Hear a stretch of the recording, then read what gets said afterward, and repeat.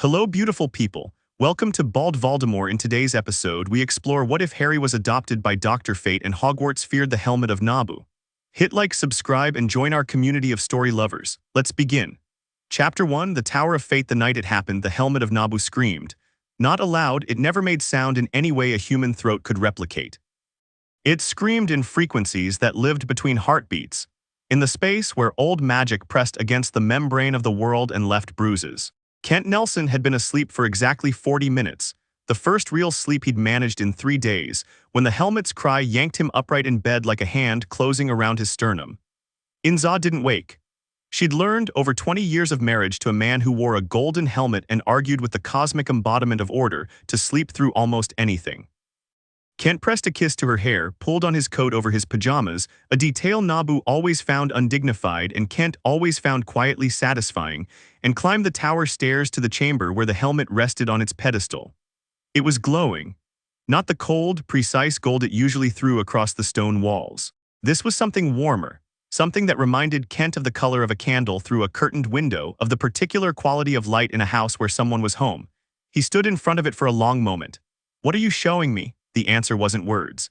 It was never words with Nabu, the Lord of Order communicated in certainties, in pressures, in the sensation of a truth pressing against the inside of your skull. What Kent felt was a location, a child, and underneath both of those things the resonance of a mark. Ancient, deliberate, a sacrifice written in love so profound it had bent the laws of magic itself. Kent Nelson had faced demons, gods, and the heat death of small realities. He was not as a rule a man who moved quickly out of panic. He was outside in 45 seconds. Godric's Hollow was quiet in the way that places are quiet after something enormous has happened, a silence with texture to it, full of things that hadn't finished settling. Kent walked the rubble-dusted lane with his hands in his coat pockets, the helmet's guidance pulling him like a compass needle, and found the house. Or what remained of it. He stood in the garden for a moment, looking at the hole blown through the upper floor, the scorched timbers, the way magic had curdled the air around the ruin into something that tasted of old copper. Whatever had happened here had happened with tremendous force. He'd seen dark magic before, had fought it across 3 decades, and he recognized its signature the way a surgeon recognizes a particular kind of wound. But beneath it, threaded through the debris and the cold night air, was something else entirely. Something that smelled like starlight and sounded like a chord struck on an instrument he couldn't name. He heard the baby before he saw him. Not crying, that was the first thing. The child was sitting in the wreckage of what had been a front hallway, wrapped in a blanket that had somehow survived the explosion intact, and he was looking at Kent with the most unsettling pair of green eyes Kent had ever encountered on a face that couldn't be more than 15 months old. Alert eyes. Quiet eyes. Eyes that had just watched something terrible and hadn't yet decided how to file that information. There was a cut on his forehead, lightning-shaped, already beginning to close. Kent crouched down in front of him. "Hello," the baby stared, then with tremendous solemnity reached up and grabbed Kent's finger. The moment contact happened, Kent felt it, the resonance the helmet had been singing about. It wasn't a curse. Or rather, it had been a curse, the worst and most absolute curse in the lexicon of dark magic, but something had happened to it.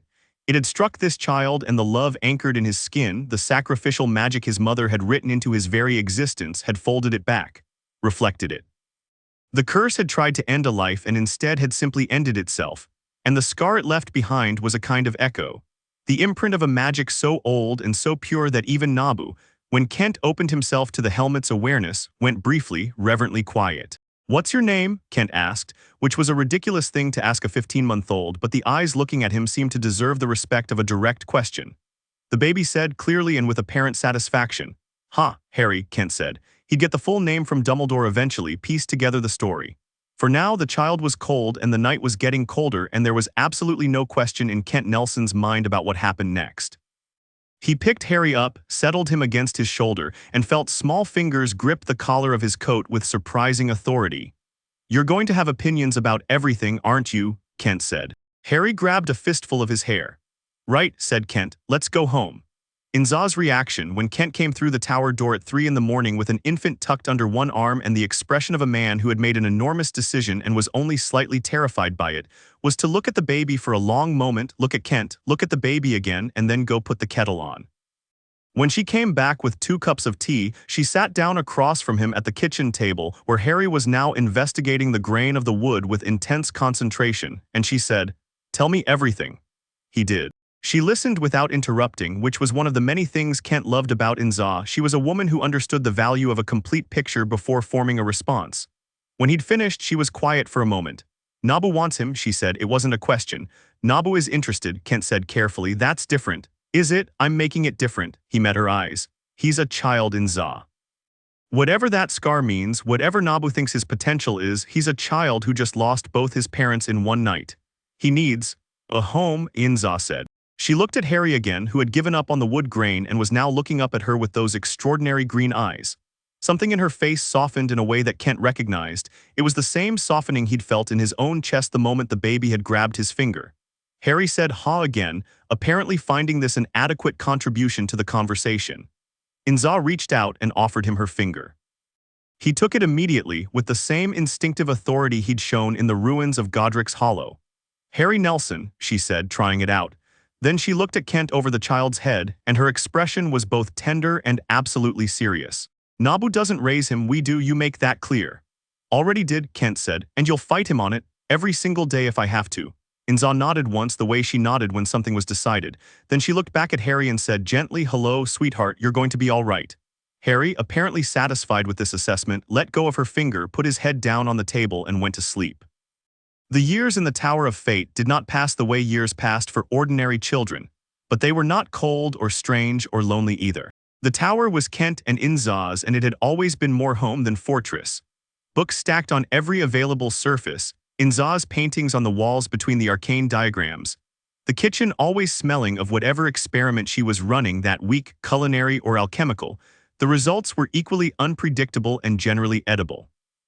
Harry grew up in it the way a plant grows toward light, reaching for everything, burning through books before he had the vocabulary to fully understand them, and then going back and reading them again, asking questions that made Kent put down whatever he was doing and actually think. By the time Harry was 5, he had memorized the first principles of order magic and could hold a theoretical argument about the nature of the astral plane that left most adult sorcerers looking faintly embarrassed. He was also, Inza noted with deep satisfaction, excellent at climbing things he shouldn't climb and tracking mud through the library and making Kent laugh at inopportune moments. The tower had always felt complete to her, but there was a particular quality to the completeness now. Something filled in a space she hadn't known was empty. Nabu was a presence in Harry's life, the way the deep ocean is a presence for someone who lives by the coast, vast, constant, occasionally audible in the middle of the night. Not something to be afraid of, but not something to be casual about either. Kent had kept his promise. Nabu observed and occasionally communicated, but Harry's education was Kent and Inza's architecture, and they built it on the foundations of curiosity and rigor, and the understanding that magic was not a tool. Magic was a relationship. What's the difference between a spell and sorcery? Kent asked him once when Harry was 7 and had just managed his first successful astral projection, a brief ragged hop out of his body that had lasted approximately 4 seconds before he'd snapped back with a gasp and immediately demanded to know what he'd done wrong. Harry thought about it seriously, the way he always thought about serious questions, chin in hand. A spell is something you do to magic, he said finally. Sorcery is something you do with it. Kent had looked at him for a moment and then said, yes, exactly. Harry had grinned, that quick, bright grin that was entirely his own, and asked if he could try again. He tried again, and again, and again. By the time he was 8, he could hold the projection for a full minute and navigate the astral plane with something approaching grace. By 9, he was reading primary texts in ancient Egyptian alongside his regular schoolwork, because Inza had decided he needed both and Harry had decided that if he was going to learn one dead language, he might as well learn 3.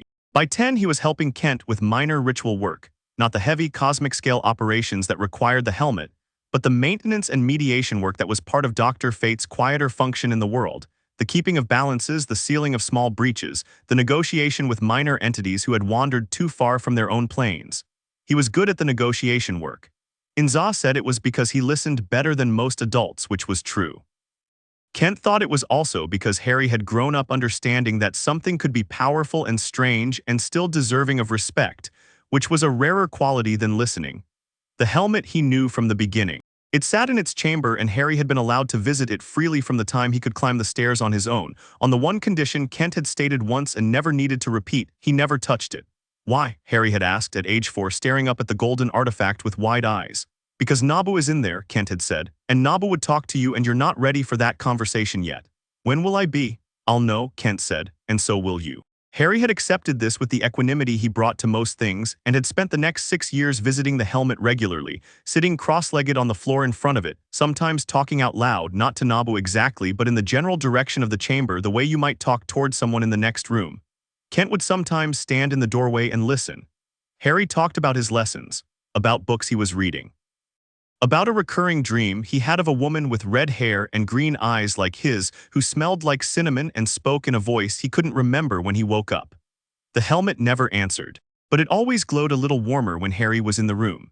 The letter arrived on a Tuesday in July, which was unremarkable except that it arrived by owl, and the Tower of Fate's wards treated Owl Post as an unauthorized incursion and attempted to redirect it to the void until Harry, who had been in the library when the owl started making its feelings known loudly at the window, let it in himself.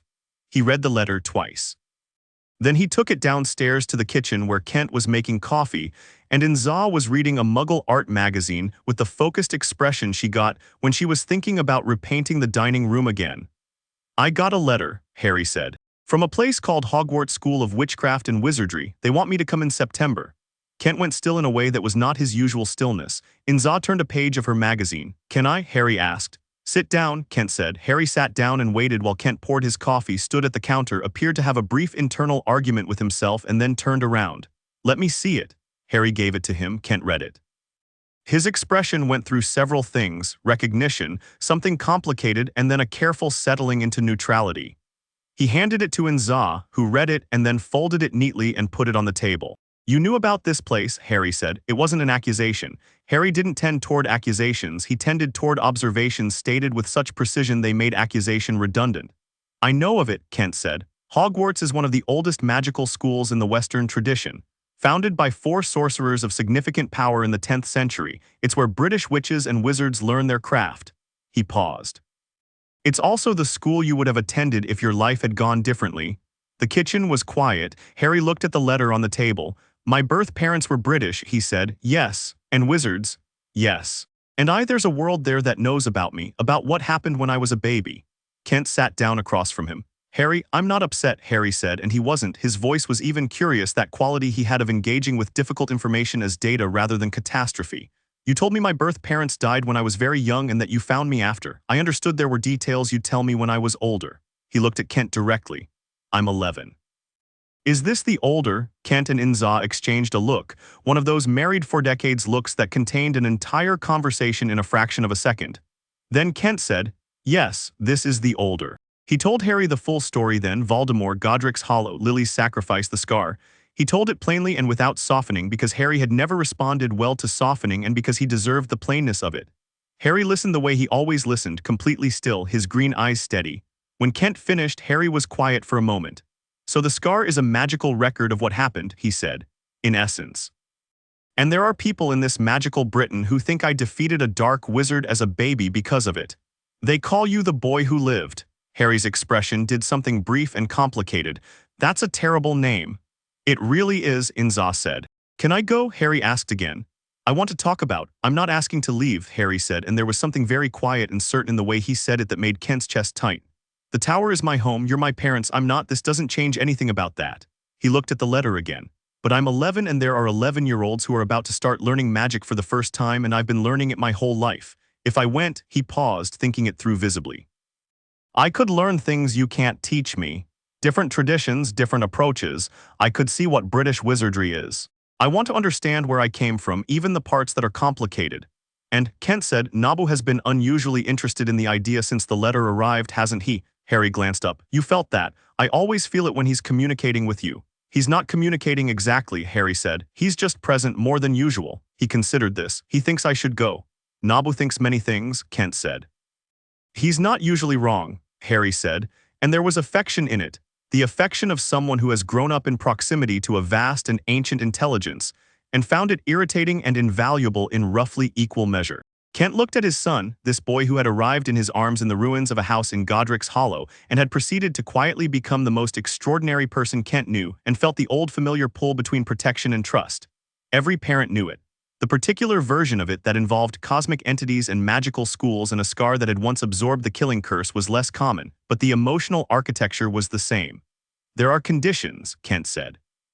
Harry nodded immediately, which meant he'd already been composing them.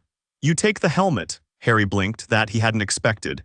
Dad, not to wear, not to use. But it comes with you. Kent's voice was very steady. Nabu will be present, and if something goes genuinely wrong, something beyond the normal scope of a school year, I need to be able to reach you through it. Harry looked at the helmet's chamber above them and then back at Kent. All right, I'm going to visit, Inza said pleasantly, whether you want me to or not, just so we're all clear on that. Harry smiled at her, that quick, real smile. I was counting on it. And you will write, Kent said. Not just to report, actually write to me, tell me what's happening. I will. Harry picked up the letter, looked at it again. Hogwarts, he said, like he was testing the weight of the word. Do you think they know what they're getting into? Absolutely not, Kent said. The shopping trip to Diagon Alley happened on a Thursday, and Harry spent most of it watching people watch him. He'd known intellectually about the scar and the name and the weight British wizardry attached to both.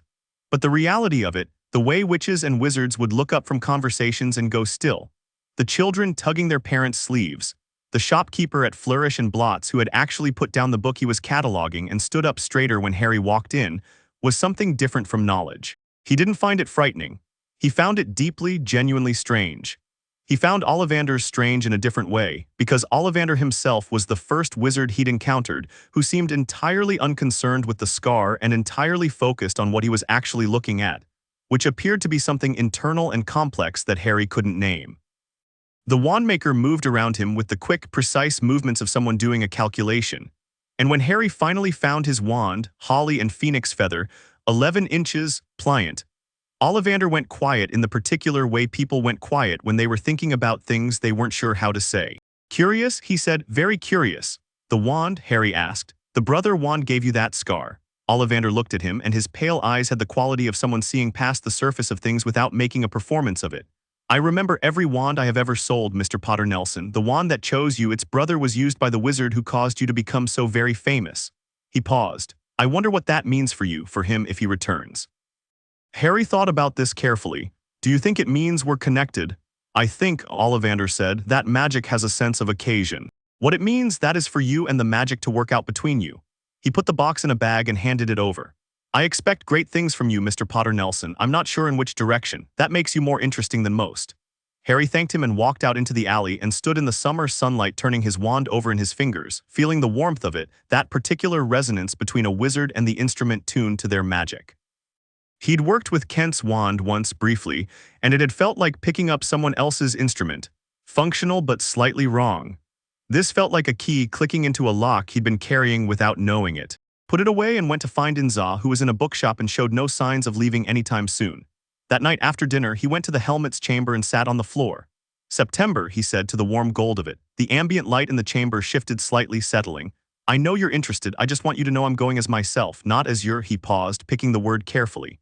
I'm going as Harry. Whatever you think I'm supposed to do there, I'm going as Harry first. The helmet glowed. It wasn't agreement exactly, and it wasn't disagreement. It was the feeling of something vast turning its full attention toward him and finding, for the first time, the thing it had been waiting for. Harry looked at it for a long moment. Then he got up, said good night to the empty chamber, and went to bed. On the morning of September 1st, Kent carried the helmet down from its chamber himself and placed it in the purpose-built case Harry had designed, lead-lined, inscribed with containment runes on the inside, and on the outside, looking entirely like an ordinary school trunk catch. Inza made breakfast and didn't comment on the fact that both of them were eating more slowly than usual.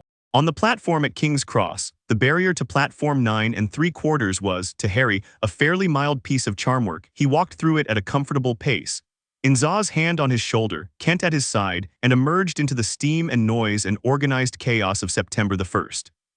He could feel the magical density of it immediately, the way you can feel humidity as distinct from ordinary air, hundreds of wizards and witches in one place, excitement and anxiety running as a current through the crowd. Several people saw him and went still. He watched the information travel across the platform in a ripple, heads turning. He kept walking. You're sure about this? Inza said quietly. Yes, Harry said. She stopped him before he got on the train, turned him by the shoulders and looked at him with the expression she'd worn his entire life when she was being absolutely serious. You call us anytime, the mirror works anywhere. I know, and you eat, you actually eat. I know you forget when you're thinking hard about something. Inza, and you're allowed to have friends, you're allowed to just be a kid at school. You don't have to be, she gestured broadly at the tower at the implied weight of everything. You can just be Harry. He hugged her, which was answer enough, and then turned to Kent. Kent looked at him for a long moment and then put a hand on Harry's shoulder. "You know what I'm going to say?" "To write," Harry said, "to write," and Kent paused. "To remember that Nabu's purpose and your purpose are not always the same thing. You know the difference, trust it," Harry nodded. Then impulsively he hugged Kent too, this man who had climbed tower stairs at 3 in the morning and picked a baby up from the ruins of a house because the universe had asked him to, and had proceeded to be the best father Harry could have imagined with a completeness that made the ruins of that house feel very distant and not at all like the defining thing. "All right," Harry said. He picked up his trunk, walked to the train, and got on. Through the window, as the Hogwarts Express began to move, he could see Kent and Inza on the platform. Kent had his arm around Inza's shoulders. Inza waved. Harry waved back until he couldn't see them anymore. Then he turned to face the train, the year ahead, the world he was walking into, and whatever Nabu thought was waiting for him at the end of it. He wasn't afraid. He was ready. Chapter 2. The boy who arrived. The compartment Harry found was empty, which suited him. He stowed his trunk, the helmet's case nested inside it, perfectly ordinary-looking, humming at a frequency only he could feel, slid the door shut, and watched England move past the window at increasing speed. The countryside had that particular quality of early September, still green but with the first suggestions of amber at the edges, like the year was thinking about changing its mind. He had his wand out before the train cleared London's outer suburbs, not because he needed it, but because he was curious. The holly and phoenix feather construction had a different character from anything he'd worked with before, lighter than the instruments used in order magic, more personal somehow, like the difference between a formal letter and a conversation. He turned it through his fingers and felt the warmth of it respond to his grip, a kind of readiness, an eagerness almost. He was thinking about the theoretical relationship between wand-channeled magic and direct sorcery, whether the wand acted as a focusing mechanism or a translator, whether British wizarding magic was a dialect of universal magical law or something more structurally separate. When the compartment door slid open, the girl who looked in was bushy-haired and had the particular expression of someone who had prepared extensively for every scenario and was now recalculating in real time. Behind her was a round-faced boy who looked like he was already mildly anxious about everything and had decided to lean into it. "Sorry," the girl said, not sounding particularly sorry. "Everywhere else is full. Can we sit here?" Harry gestured at the seats across from him. They sat. The girl's eyes went immediately to his forehead, then to his wand, then to his face, in a sequence that suggested the wand interested her nearly as much as the scar. "You're Harry Potter," she said. "Harry Potter Nelson," he said. "The Nelson is important to me." She considered this with the seriousness it deserved. "Hermione Granger," she said. "I'm Muggle-born. I've read absolutely everything about the wizarding world I could get my hands on, including 6 books about magical history and 2 theoretical texts on advanced charm work, though I'll admit the advanced charm work one was largely over my head at this point, which I intend to correct." She said this the way people state facts about the weather, completely without self-consciousness. "This is Neville Longbottom." "Hello," said Neville. "Hello," said Harry. He liked Hermione immediately. She had the quality of someone who treated knowledge as an end in itself rather than a credential, which was a quality he found rare and valuable. "What advanced charmwork text?" Hermione blinked, apparently not having expected that to be the follow-up. "Wilbert Slinkard's intermediate charmwork principles, though I found his treatment of resonance casting fairly superficial." "It is superficial," Harry agreed. "He doesn't engage with the underlying mechanism at all. He just describes the output. Have you read Adalbert Waffling's theoretical work? Magical Theory?" "Yes, that was the first one." Hermione stopped. "How do you know Slinkard's treatment of resonance casting is superficial if you've been reading Waffling? Waffling is barely assigned at Hogwarts." "I've been studying magic since I could read," Harry said. "Different tradition from Hogwarts, but the fundamentals aren't as different as people think." Hermione's eyes narrowed slightly, not in suspicion but in the specific expression of someone updating a model. "What tradition?" "Order magic, sorcery, the kind that doesn't rely on a wand." He held his up. "This is new, actually. I'm still working out the relationship between the two." The silence that followed had a quality of Hermione visibly reorganizing everything she'd thought she knew about the conversation she was in. Neville, who had been following this exchange with the expression of a man watching a tennis match played at slightly too high a speed, said carefully, "So you already know how to do magic, before school?" "Yes." "Right," said Neville. "Brilliant, good." He looked out the window for a moment. "My gran is going to be furious she didn't know about this tradition." Harry laughed, a real laugh, genuine, and Neville looked pleased to have caused it, which made Harry like him too. The trolley came and went.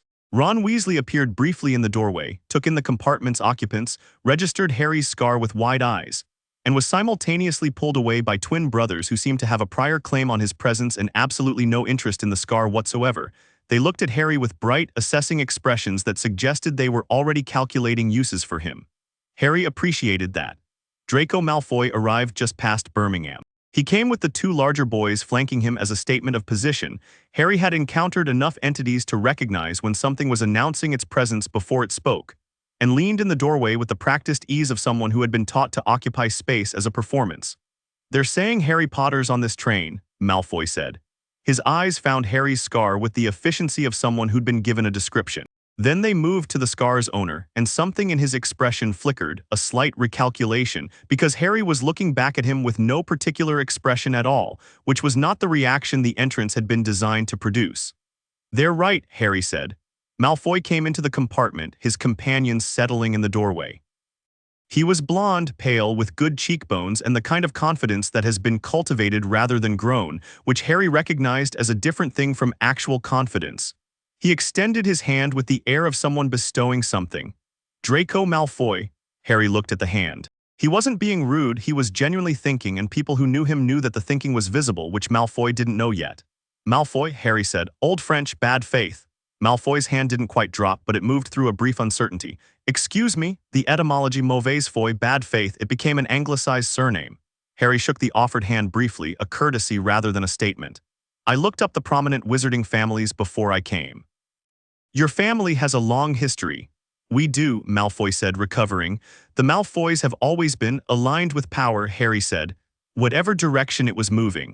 That's what the history suggests anyway."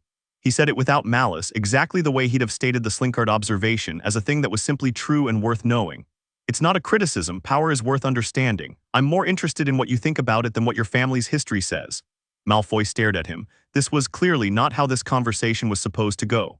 Behind him, Hermione was making a small involuntary sound that might have been suppressed laughter. "I think," Malfoy said slowly, "that some families deserve their position in the wizarding world and others don't." "What makes a family deserve a position?" "Blood," Malfoy said with the conviction of someone reciting a lesson he'd heard many times. "Magical heritage, pure lineage." "That's an interesting criterion," Harry said. "Though if we're taking it seriously, the oldest magical lineages in the world aren't British at all. Egyptian tradition goes back 4,000 years before the Hogwarts founders. Does your family's position account for that history, or does it only count within a fairly local frame of reference?" Malfoy opened his mouth and closed it. "I'm not trying to argue," Harry added. "I'm actually curious what you think.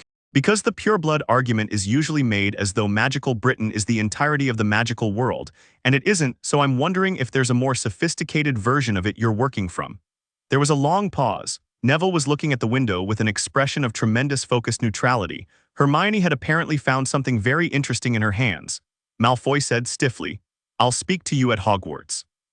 He turned and left, his companions following, and Harry could hear in the cadence of his footsteps that he was not as casual about this departure as he intended to sound.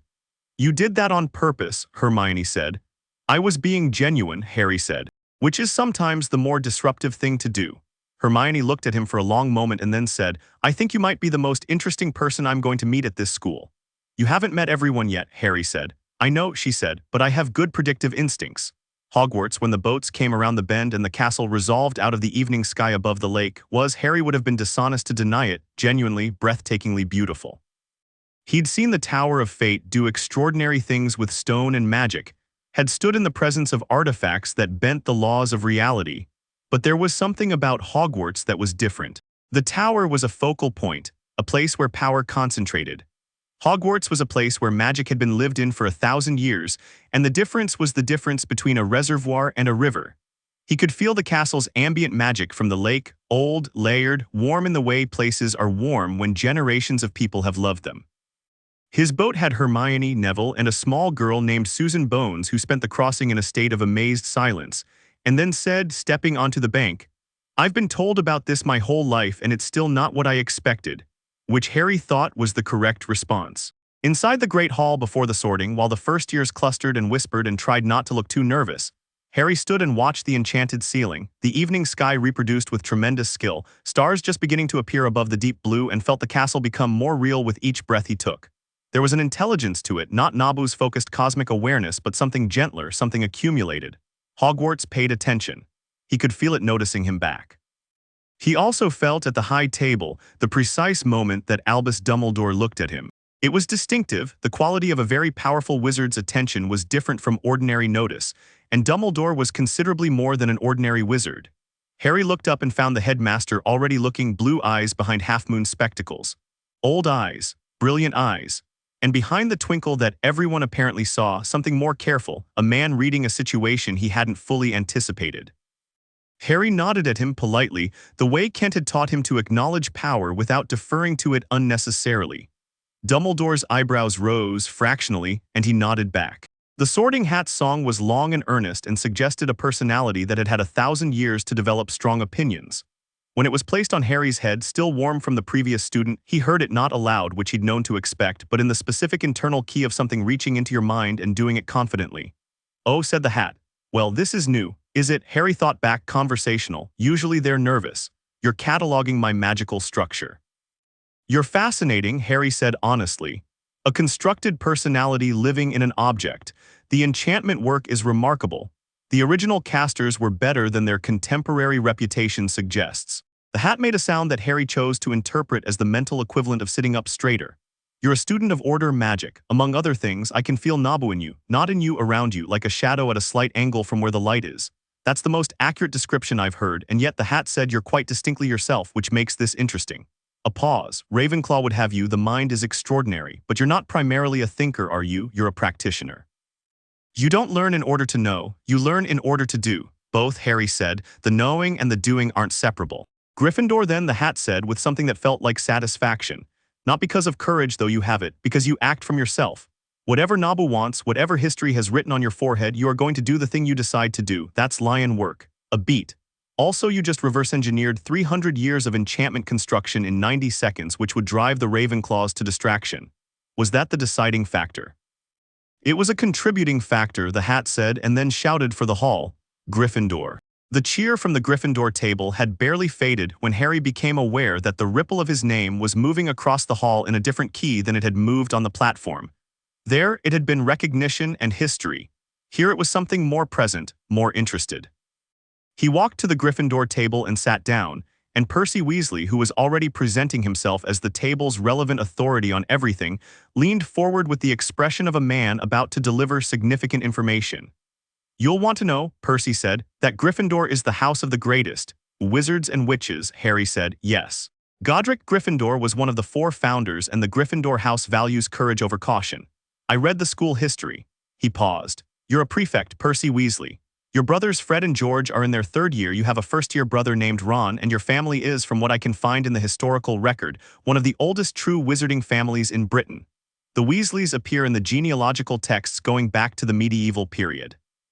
He said this genuinely because the Weasley family history was actually interesting, and watched Percy's prepared lecture deflate into pleased surprise. "Well," Percy said.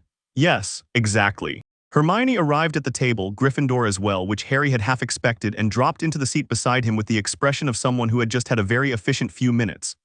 "The hat spoke to me for almost 3 minutes," she said. "Did it speak to you?" "Yes. What did it say?" "That I'd drive the Ravenclaws to distraction," Harry said. Hermione laughed properly, and it was a nice laugh, unguarded, not the polished social version, the real one. Harry filed this away as relevant. The next morning, the great hall at breakfast had the quality of a space reorienting itself around new information. Harry ate and watched and let the recalibration happen. Students who had the night before greeted the idea of him with the specific reverence attached to a legend were now encountering the reality of him at the same table eating the same porridge, which required adjustment. He was friendly to everyone who spoke to him, which some people found reassuring and others seemed to find somehow more unsettling, as though they'd been prepared for either celebrity arrogance or overwhelmed shyness, and his simple normalcy was a 3rd category they lacked the framework for. He found out about potions from Neville, who went pale when he mentioned it.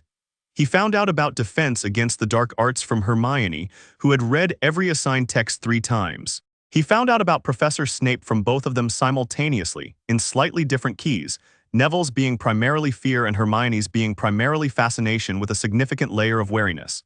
"He favors Slytherin house," Hermione said, and he is reputedly the most brilliant potions master currently teaching anywhere in Britain and also reputedly quite cruel to students he considers intellectually beneath him. Is he actually brilliant? Harry asked. The potions theory texts suggest yes, Hermione said. His published work on stasis compounds is referenced everywhere. The practical application work he's done on poisons and their counters is. Then I want to see how he teaches when he's interested, Harry said, whether he can actually communicate what he knows or whether it's all performance. Hermione stared at him. He's not generally someone students test. I'm not planning to be rude, Harry said. I'm planning to be genuinely curious, which is different. The first potions lesson was after lunch, shared with Slytherin, and the dungeon classroom had the particular atmosphere of a place that had been made unwelcoming on purpose. Cold stone, low light, jars of unsettling things lining the walls in a way that suggested aesthetic choice as much as storage. Harry found it comfortable in the way he found the tower's more austere chambers comfortable. Hermione sat beside him. Neville was behind them with Ron, who had spent the morning finding Harry's background increasingly difficult to process, and was oscillating between awe and aggressive normality, which Harry appreciated for its honesty. Snape entered the way water enters a room, filling every corner simultaneously, his robes moving with the particular authority of someone who has made their presence a practiced instrument. He took the register with the quiet efficiency of someone doing something routine while thinking about something more interesting, and then he reached Harry's name and paused. Not long, half a breath.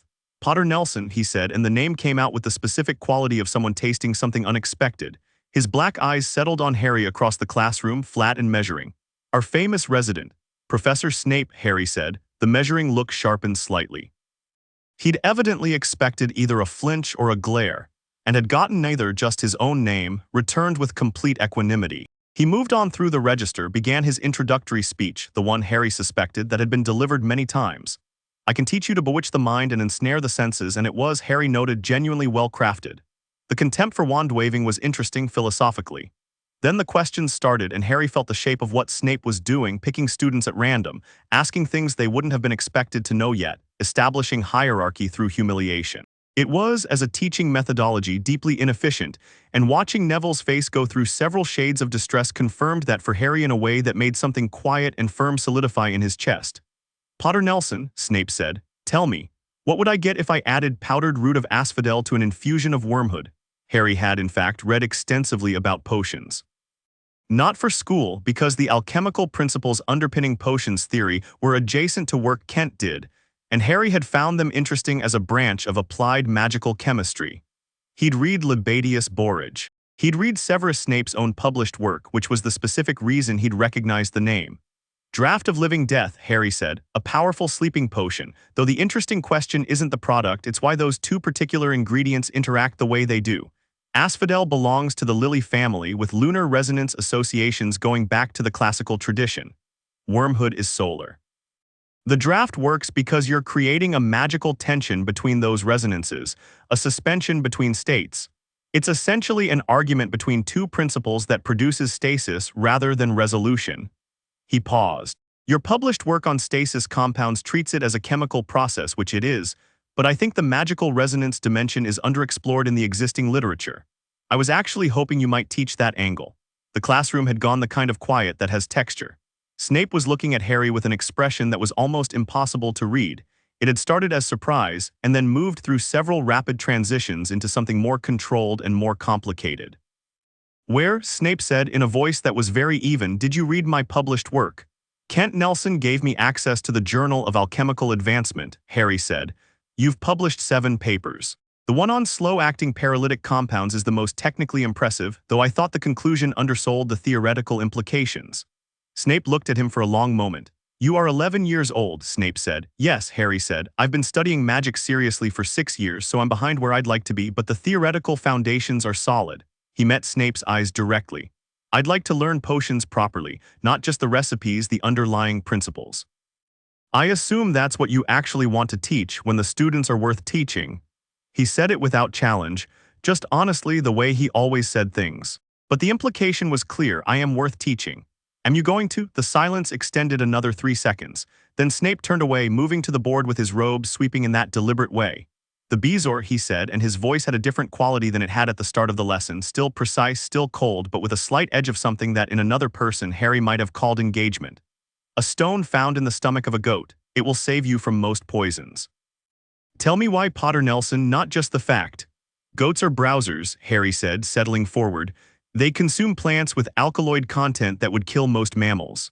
The Bezoar forms from mineral deposits in the digestive system that have been modified over the animal's lifetime by repeated exposure to those compounds. Essentially, it's a biological record of the animal's resistance, the concentrated essence of its immunity. When used as an antidote, you're not neutralizing the poison, you're introducing the magical imprint of an organism that has already survived that class of toxin. Snape stopped walking. His back was to the class. There was a pause. 5 points to Gryffindor, he said, in the tone of a man who has said something that surprised even himself. For the correct answer to a question I have never had a first-year answer correctly. He turned back around, and his expression was still severe, but there was a calculation in his eyes that felt different from the earlier measuring. Continue then, why would the antidote fail in cases of extreme poisoning? And the lesson became, for Harry, a dialogue. For the rest of the class, it was mostly spectacle. But Snape was genuinely brilliant. That much was immediately obvious. And when he was engaged with something worthy of his attention, the quality of his teaching changed in a way that made the dungeon classroom feel like a different place. Cold, still, and demanding, and he never softened toward the other students the way Harry might have wished, but the content itself came alive in his hands. Harry was going to like potions very much. Hermione, walking out of the dungeon beside him, said, "You just had a graduate seminar in the middle of a first-year class." "I asked genuine questions," Harry said. He gave genuine answers. That's what a class is supposed to be. "He didn't ask me anything after your first answer," Hermione said. There was an edge in it, but not resentment, more the precise frustration of someone who had also prepared and had not been given the opportunity to demonstrate it. "Next time lead with the resonance angle," Harry said. "He'll ask you the follow-up." Hermione was quiet for a moment. "Then you did that deliberately, didn't you? You framed the first answer to open a line of inquiry rather than close it, so he'd keep going," Harry smiled. "I told you the knowing and the doing aren't separable." She thought about this. "I think you're going to be extremely useful to know," she said. "And you," he said, "are the only person on this train who asked me about my magic instead of my scar. So we're even." That night in the dormitory, while Ron was talking about Quidditch and Neville was sending a letter to his grandmother, and Seamus was attempting a spell he'd seen his mother do and setting things briefly on fire, Harry unpacked his trunk and ran his fingers over the helmet's case. He could feel Nabu's awareness in it like a sleeping heartbeat, present, attentive, not intruding. He could feel Hogwarts as well, the castle's ambient intelligence doing whatever a 1,000-year-old magical structure does when it's deciding what to make of a new arrival. It was different from last night, that feeling, more specific, more curious. The castle had had a day to observe him and was forming conclusions. He pressed his hand flat against the case and thought, "I know, something here, something waiting, I can feel it too." The helmet's warmth shifted slightly, agreement without instruction. He appreciated that. He lay back on the four-poster bed with its Gryffindor hangings and listened to the sounds of the castle settling, the old stones finding their equilibrium, and thought about Dumbledore's eyes at the sorting, that careful, calibrating look that had said, more clearly than words, "You are not what I planned for." Harry looked up at the canopy. "Good," he said quietly to no one in particular. He meant it. Chapter 3, The Helmet Speaks. The thing about Hogwarts was that it had opinions. Harry figured this out in the first 2 weeks, not from anyone telling him but from paying attention to how the castle moved. Staircases that changed without apparent reason changed purposefully, he noticed, shifting to create shortcuts for students running late or dead ends for students heading somewhere they probably shouldn't. Doors that stuck did so selectively. The light in certain corridors adjusted itself by time of day in ways that went beyond simple enchantment and into something more like preference.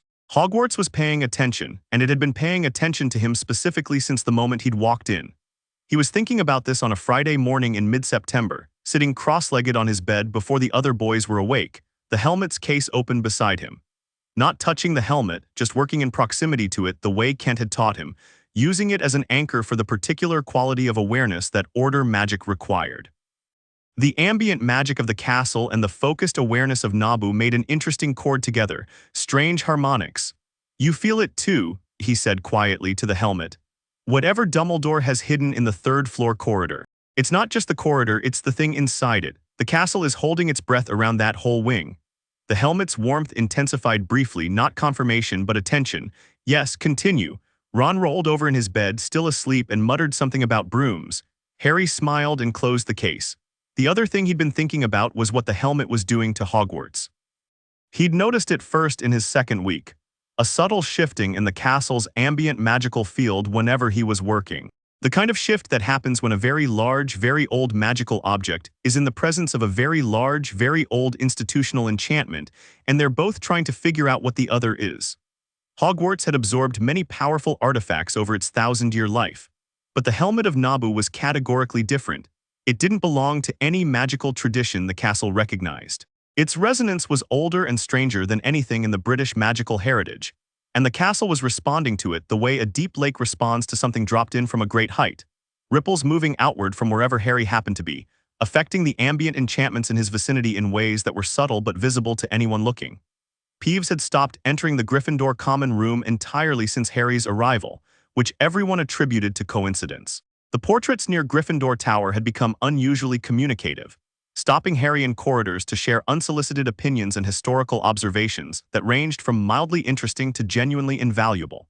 The staircases near the third floor had developed a habit of moving away from that corridor specifically whenever Harry was in the vicinity, as though the castle was steering him clear of something it didn't want him to see yet. He was aware of all of this and had been making notes. Hermione found the notes on a Thursday afternoon in the library, because Hermione had a sixth sense for interesting notebooks left in accessible positions and absolutely no compunctions about picking them up. "These are observations about the castle's magical field," she said, sitting down across from him with the notebook already open. It wasn't a question or an accusation, it was the tone of someone who has found an interesting specimen and wants to understand the methodology. "Yes," Harry said. He didn't reach for the notebook. He trusted Hermione with it in the specific way you trust someone who treats knowledge with respect, which she did. She turned pages. Stopped.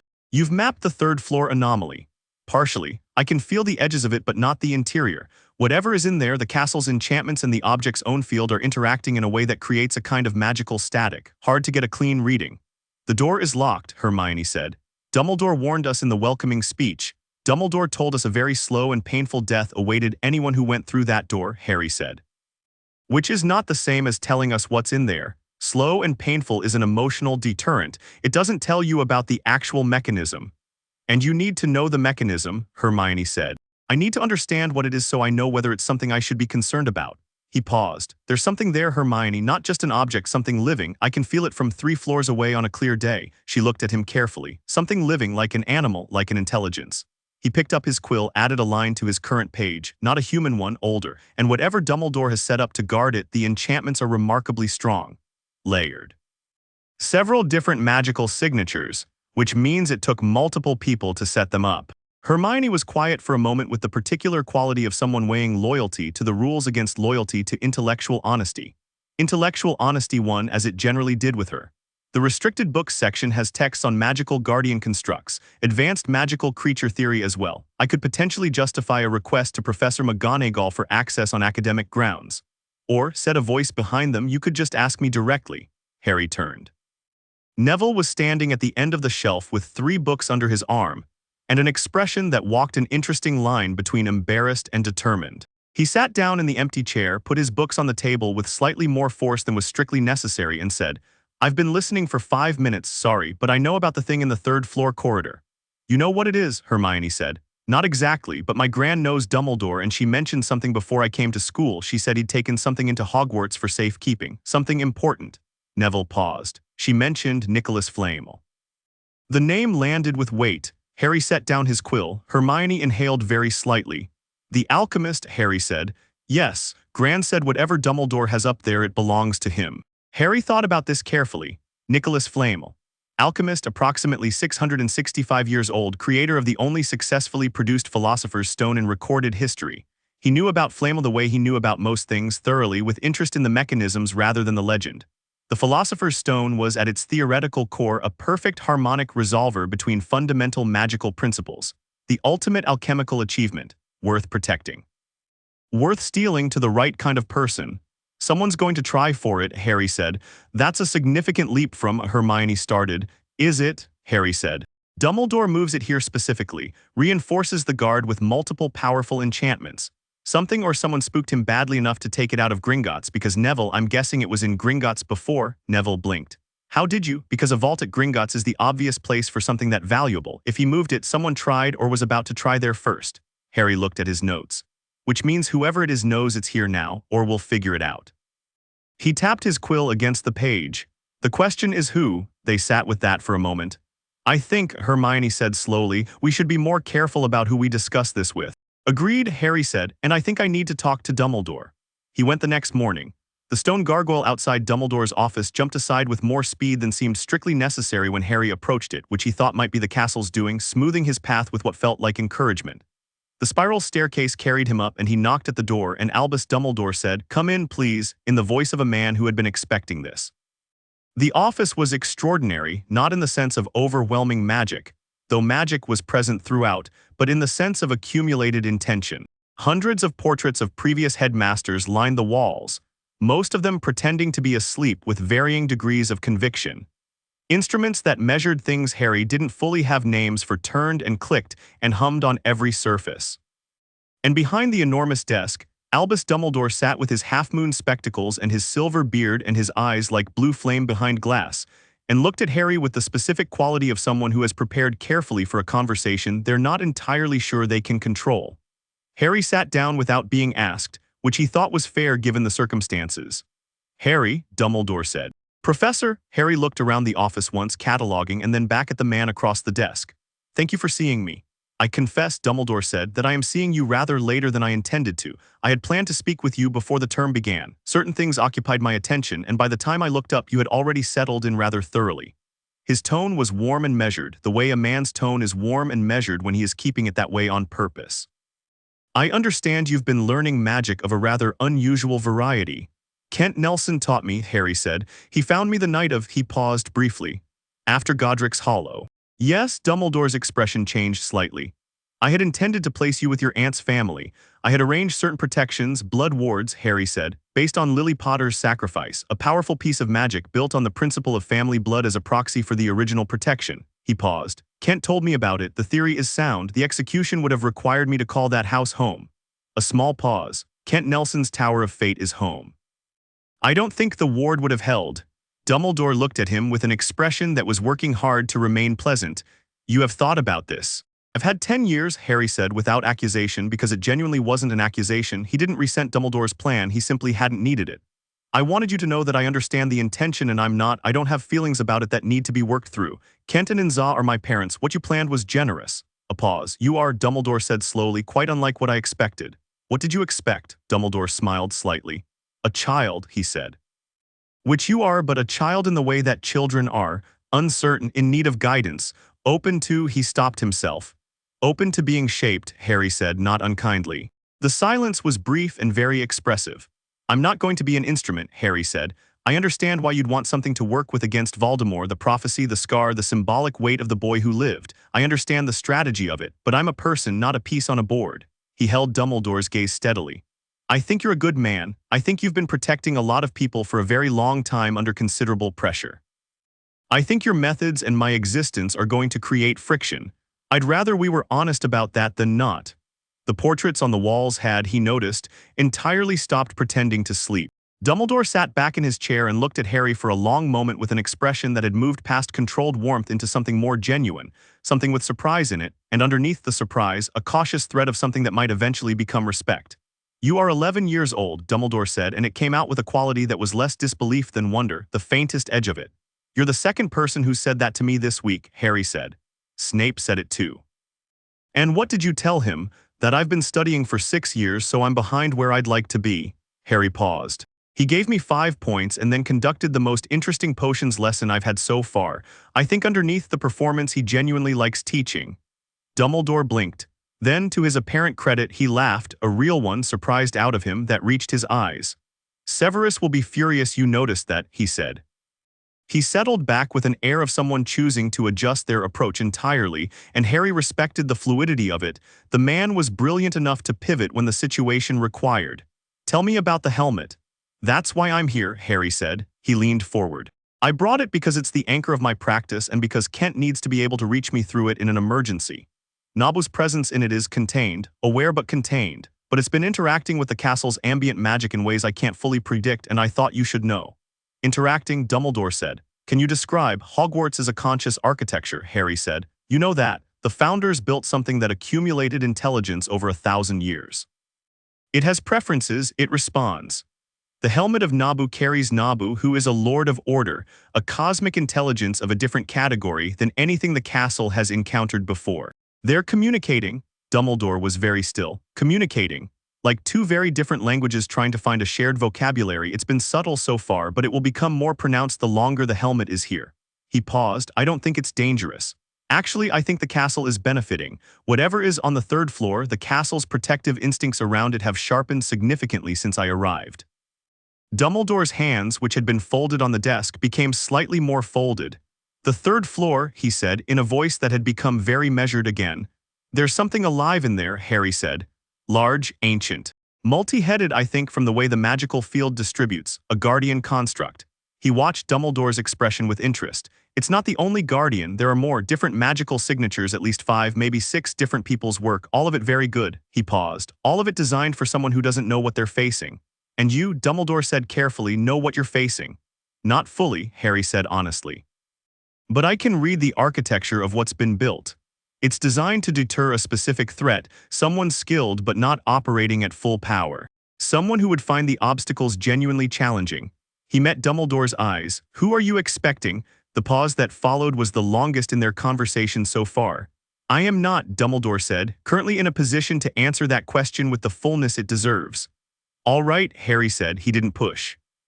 Not because he couldn't, but because there was a value in letting people arrive at trust in their own time, and Dumbledore was going to be more useful as a genuine ally than as an antagonist. But when you are, I'd like to know. Because if something is coming to this school, I want to know about it before it arrives rather than after. Dumbledore looked at him over his spectacles for a long moment.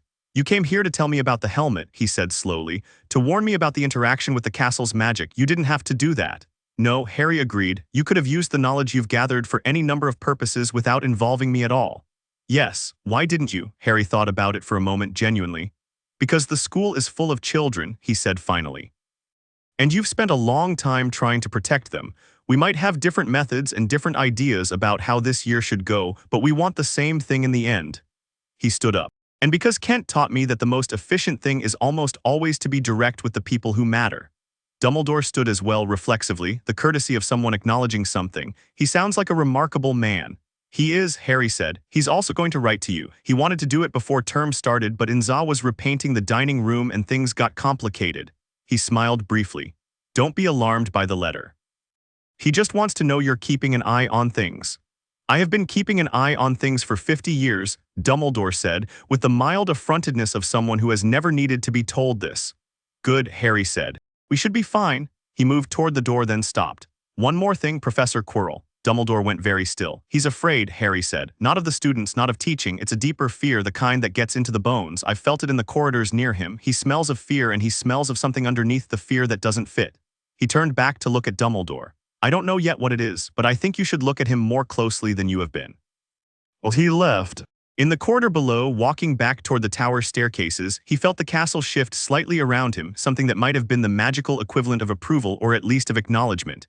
He pressed his hand briefly against the stone wall. I know, he said quietly, me too. The helmet's effect on Hogwarts became undeniable in October. It started with the gargoyles. The stone gargoyles positioned at various points around the castle, decorative mostly with minor warding functions, had always been the magical equivalent of smoke detectors. Passive, functional, dormant. On the 3rd of October, Harry was walking through the 4th floor corridor when he noticed that the gargoyle at the corner junction had shifted its head. Not much.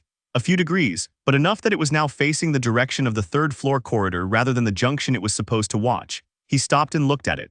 What are you looking at? He asked. The gargoyle didn't answer. It was a statue, not a portrait, but the sense of directed awareness was unmistakable. Something had updated its parameters. Something had told it to watch in a new direction. He found 11 more gargoyles with similar reorientations over the next 3 days. He went back to his notes. Nabu wasn't doing this intentionally. Harry was fairly sure of that. What was happening was more like cross-contamination than instruction. The helmet's proximity was affecting the castle's deepest enchantment layers the way a strong magnet affects compass needles in its vicinity, aligning things, sharpening directions, clarifying purposes. The castle's protective instincts, which had always been diffuse and ambient, were becoming more focused. more directed, specifically directed toward the third floor. Specifically directed toward the staircase near the girls' bathroom on the second floor, which Harry had flagged in his notes as a second anomaly. The magical readings there were different from the third floor, messier, less organized. Like something had happened in that stairwell once, something the castle had filed under threat and never quite let go of. He mentioned this to Hermione on a Sunday afternoon. She had her own notes by now, a thick, meticulous journal that she'd started keeping the week after he'd shared his observations. Because Hermione was constitutionally incapable of having access to a developing mystery without developing a parallel research methodology. They were in their usual corner of the library, and she looked up from a text on castle enchantment theory and said, "The second-floor bathroom anomaly isn't in any of the building records I've found." "I didn't expect it to be," Harry said. "Whatever it is, it predates the current school administration. It's in the castle's memory rather than its records." "The castle's memory," Hermione said slowly. "You mean the enchantment structure that constitutes its awareness?" "Yes. And the helmet is helping you read that structure." "The helmet is making the structure more legible to me," Harry said, picking the words carefully. "It's not translating, it's more like the ambient order magic from Nabu is cutting through the interference I'd otherwise be reading through, like getting better reception." He put down his quill. "Hermione, whatever is in that second-floor stairwell, it's connected to something moving in the forest. I've been feeling it for 2 weeks. It's getting closer to the castle." Hermione looked at him with an expression that was doing a lot of work. "Moving closer, like migrating, like searching," Harry said. She closed her book with a soft, deliberate sound. "We should tell Dumbledore." "I'm not sure Dumbledore doesn't already know," Harry said. "I think there are things happening at this school that Dumbledore is watching develop on purpose, like a trap." He paused. "I'm not sure I agree with that method." "But you're not going to try to stop it," Hermione said. "I'm going to be ready for whatever comes out of it," Harry said. "There's a difference." She studied him. "You're not frightened." "No," he said honestly. "Not even a little bit." He thought about it seriously, the way he thought about everything. "There's a thing that happens when I know something is coming," he said. "When I can feel it but not fully see it yet. It's not comfortable exactly, but it's not fear either. It's sharpness. Like everything getting more defined." He paused. "Kent calls it preparedness. Inza calls it my complete inability to be appropriately anxious about dangerous things." Hermione considered this. "I like Inza," she said, with the tone of someone who had never met the person but had formed a strong opinion anyway. "She'd like you," Harry said. "You should come to the tower sometime. She's been wanting to have my friends visit." The word landed simply, friends, and Hermione went briefly quiet in the way she sometimes went quiet when something touched a place she didn't usually let be touched. She was, Harry had learned, someone for whom friendship was not casual or easy or something she'd had much practice at receiving. She recovered quickly, reached for her book again. "Tell me more about the second-floor anomaly," she said. Quirrell's defense against the dark arts lessons were objectively terrible. Harry had found this more interesting than frustrating because the gap between what Quirrell knew and what he was teaching was so enormous and so visible that it constituted its own kind of data. Quirrell knew defensive magic, really knew it deeply, technically, with the fluency of someone who had studied it seriously. Occasionally, when he forgot to perform the stutter and the nervous incompetence and was simply engaged with the material, you could see it for a moment, the actual sorcerer underneath the act. A good one or had been. What had happened to him since was written in the quality of his fear. Harry hadn't said anything more to Dumbledore about it since their first meeting. He was observing, building a picture. The thing underneath Quirrell's fear, the presence that lived in the same space as Quirrell's fear, like a second occupant, he could feel it more clearly every week, and it was getting harder to ignore. It was in the defense classroom on a Tuesday in late October when something shifted. Quirrell was in the middle of a stuttered explanation of the theory of jinxes, looking at his notes, not the class, which was his habitual method of avoiding eye contact and also happened to mean that his back was partially turned when Harry felt it. Not a sound, not a sight. A resonance, the same resonance the helmet had shown him on the night of Godric's Hollow, replicated now in miniature and distorted beyond easy recognition. Like hearing a piece of music you know played on the wrong instrument in the wrong key. The scar on his forehead went warm.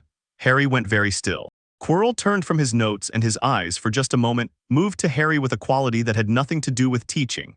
Something looked at Harry through Quirrell's eyes, fast, hungry, contained, and then Quirrell blinked and looked down at his notes again and continued his explanation of the knockback jinx as though nothing had happened.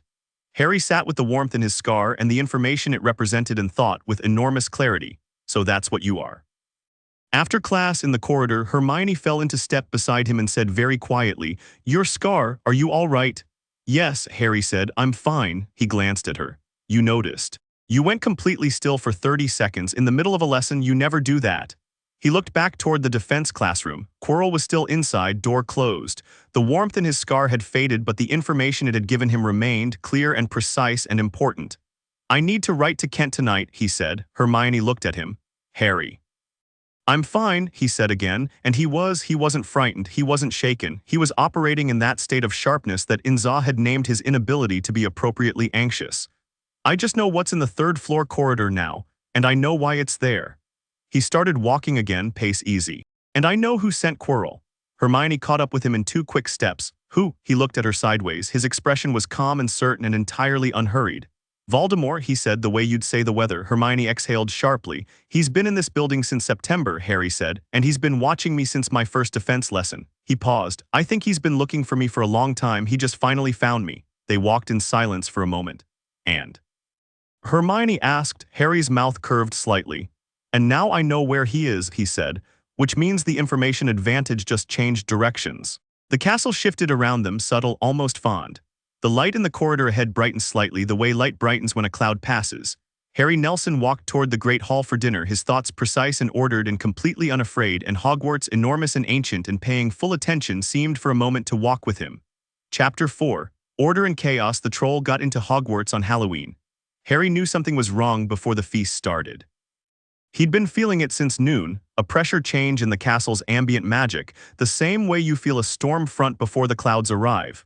Hogwarts was agitated. Not the considered, watchful quality it had developed around the third-floor corridor, but something more reactive, more alarmed. Like an animal that has caught a scent it didn't expect. He'd spent the afternoon in the library with Hermione, running through his notes on the second-floor anomaly, and he'd been on the verge of saying something about it when Hermione had closed her book and said, I'm going back to the dormitory before the feast. I need to finish an essay. Which was not like Hermione, who never left studying early for administrative reasons. He'd looked at her more carefully and seen what he'd been too focused on his notes to notice earlier, the particular set of her jaw that meant something had upset her, and she had decided to process it internally rather than discuss it. What happened? He asked. Nothing, she said with the precision of someone who means the opposite. Hermione. She picked up her bag. Ronald said I was a nightmare and that no wonder I hadn't any friends. She said it with the flat delivery of someone reporting a fact while quietly bleeding from it. In the corridor, after Charms, I heard him telling Seamus. She looked at Harry with eyes that were very steady and very bright. I'm fine. You're not fine, Harry said, and he's wrong. I know he's wrong, she said, which was the truest thing about Hermione. She always knew intellectually. The knowing didn't always reach all the way down. She picked up the last of her books. Enjoy the feast. She left, and Harry sat with the weight of it for a moment and then went back to his notes, and the castle's agitation grew through the afternoon without him finding a source for it. And by the time the feast was beginning, he had 3 distinct readings that concerned him and the specific feeling that he'd been looking in the wrong direction. He went to the feast. He kept one part of his attention on the ambient field the way Kent had taught him, background awareness, a sense of the magical environment's emotional register, and the other part on the fact that Hermione was not at the Gryffindor table. Quirrell burst through the doors 12 minutes in. He was doing the fear performance, but it wasn't a performance this time. Harry could feel the genuine terror radiating off him even before he processed the words. A sharp, bright fear different from the deep, cold dread that lived underneath it. Quirrell grabbed the edge of the nearest table and said, in a voice stripped down to its fundamentals by actual fright, Troll in the dungeons thought you ought to know, and then collapsed dramatically. The hall erupted. Dumbledore restored order with a thunderclap of magic that made the enchanted ceiling shiver, directed the prefects to lead students to their houses, and Harry, moving with the Gryffindor crowd, watching the teachers sort themselves efficiently, watching Quirrell being helped up with the dazed expression of a man who had just delivered his one line and not quite known what to do next, did the calculation. Troll in the dungeons. Slytherin dormitories were in the dungeons. But Slytherin students were here at the feast. The troll wasn't after Slytherin house. Hermione was not at this feast. He stopped walking. Ron grabbed his arm. Come on, McGonagall said to go. Hermione is in the castle alone, Harry said. She doesn't know about the troll. Ron went still. His expression moved through several things very quickly. The recent memory of what he'd said about her, the specific horror of connecting that memory to the present situation, and then the look of someone who has made a decision before they've finished making it. Where is she? Second floor bathroom, Harry said, which was a guess based on where Hermione typically went to have feelings she didn't want anyone to see but felt correct. He was already moving, going against the current of students heading upstairs, and Ron was beside him without further discussion, which Harry noted and stored away as something important about Ron Weasley. They found the troll in the second-floor corridor before they found the bathroom. It was approximately 12 feet tall, roughly the dimensions of a small house when its arms were fully extended, and it smelled like something that had died twice. The corridor's lights were flickering with the disturbance of its presence, the castle's enchantments registering it as a contaminant, the wards straining. It had apparently come from the direction of the stairwell, which confirmed the second-floor anomaly in Harry's notes and told him this wasn't a coincidence. Someone had let it in. Someone had directed it here. The troll hadn't noticed them yet. It was at the far end of the corridor, dragging its club along the wall with an expression of unfocused, destructive pleasure, chunks of stone falling with each impact. The bathroom door was 20 feet behind it. Ron pulled out his wand. It wobbled slightly in his grip, not from poor technique, Harry thought, but from the specific physical effect of encountering something terrifying, which was honest. "What do we go around through the side corridor?" Harry said quietly. "Get to the bathroom, get Hermione out, and as far up the staircase as you can, don't stop." "What are you going to do?" "Handle the troll," Harry said. Ron opened his mouth, closed it, looked at the troll, and then at Harry with an expression that was recalibrating in real time. He went. Harry walked forward. He didn't run. Running attracted the attention of large, predatory things and implied a dynamic he had no interest in establishing. He walked at a measured pace, the cold stone floor solid under his feet, and put his wand away because this was not a wand work problem. He opened his hands at his sides, the gesture of connection rather than casting, the first movement of real sorcery, and reached into the ambient magical field. The troll turned around. It was up close, less frightening than disgusting. Big, dull animal, its magical signature was basic, just the natural enchantment of a living thing amplified by size and spite. No intelligence behind the eyes, just appetite and momentum. Whoever had sent it in hadn't needed a sophisticated weapon, they'd needed a distraction. Noted, Harry thought. Work out the implications later. The troll swung its club. Harry stepped aside, not with magic, just with the precise, efficient movement of someone who had been training with Kent's speed drills since he was 7, and the club hit the wall where he'd been standing, taking a chunk the size of a wheelbarrow out of the stone. The impact sent vibrations up through the floor. He reached into the troll's magical signature and found the thing he was looking for. The point of stillness at the center of even a troll's animal consciousness, the place where the nervous system's own electrical magic pooled before distributing. Every living creature had one. Kent had shown him first in insects, then in larger animals, had explained the principle with his usual patient precision. You're not attacking the body, you're asking the system to stop. Harry pressed. The troll stopped. It didn't fall. It didn't collapse. It stood absolutely still in the middle of the corridor like something that had simply been paused mid-swing, the club raised at an angle, its small eyes going glassy. Frozen at the level of the nervous system, its body suspended between one moment and the next. Harry walked around it, checked the corridor beyond, and turned back. Ron and Hermione came out of the side corridor. Hermione's eyes were red, she'd been crying, which she would hate him knowing, and her robes had chalk dust on them from where she'd apparently pressed herself against the wall. She saw the troll standing absolutely motionless in the middle of the corridor with its club in the air, and then she saw Harry standing beside it with his hands open at his sides, and she stopped walking entirely. "What did you do?" she said. "Paused its nervous system," Harry said. "It'll come out of it in about 3 minutes."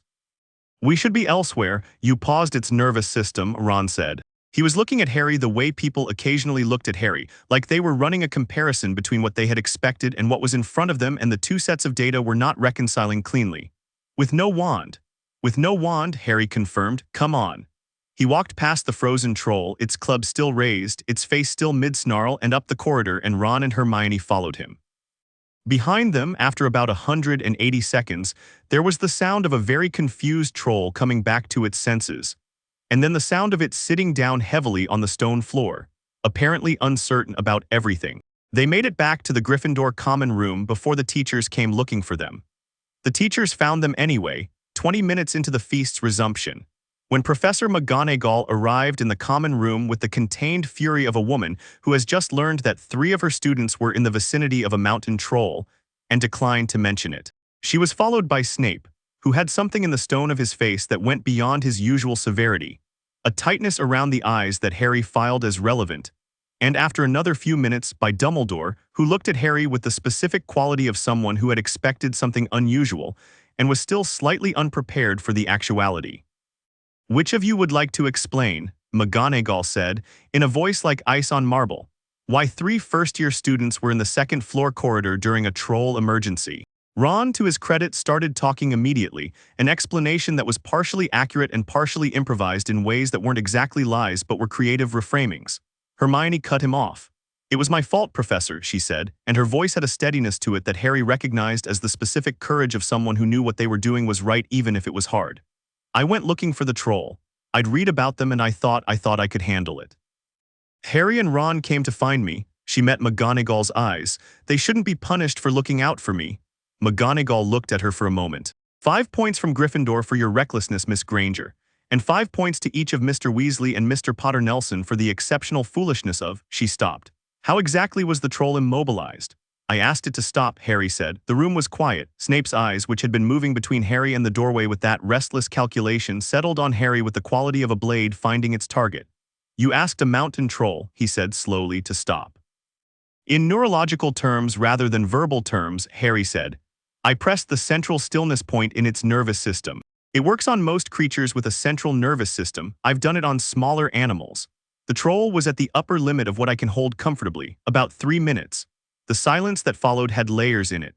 McGonagall had the expression of someone trying to determine whether they should be impressed, alarmed, or both, and had landed, for the moment, on a suspension of judgment. Snape had gone very still with the quality of a mind processing something unexpected. Dumbledore was looking at Harry with those blue eyes that missed nothing. "Fascinating," Dumbledore said mildly.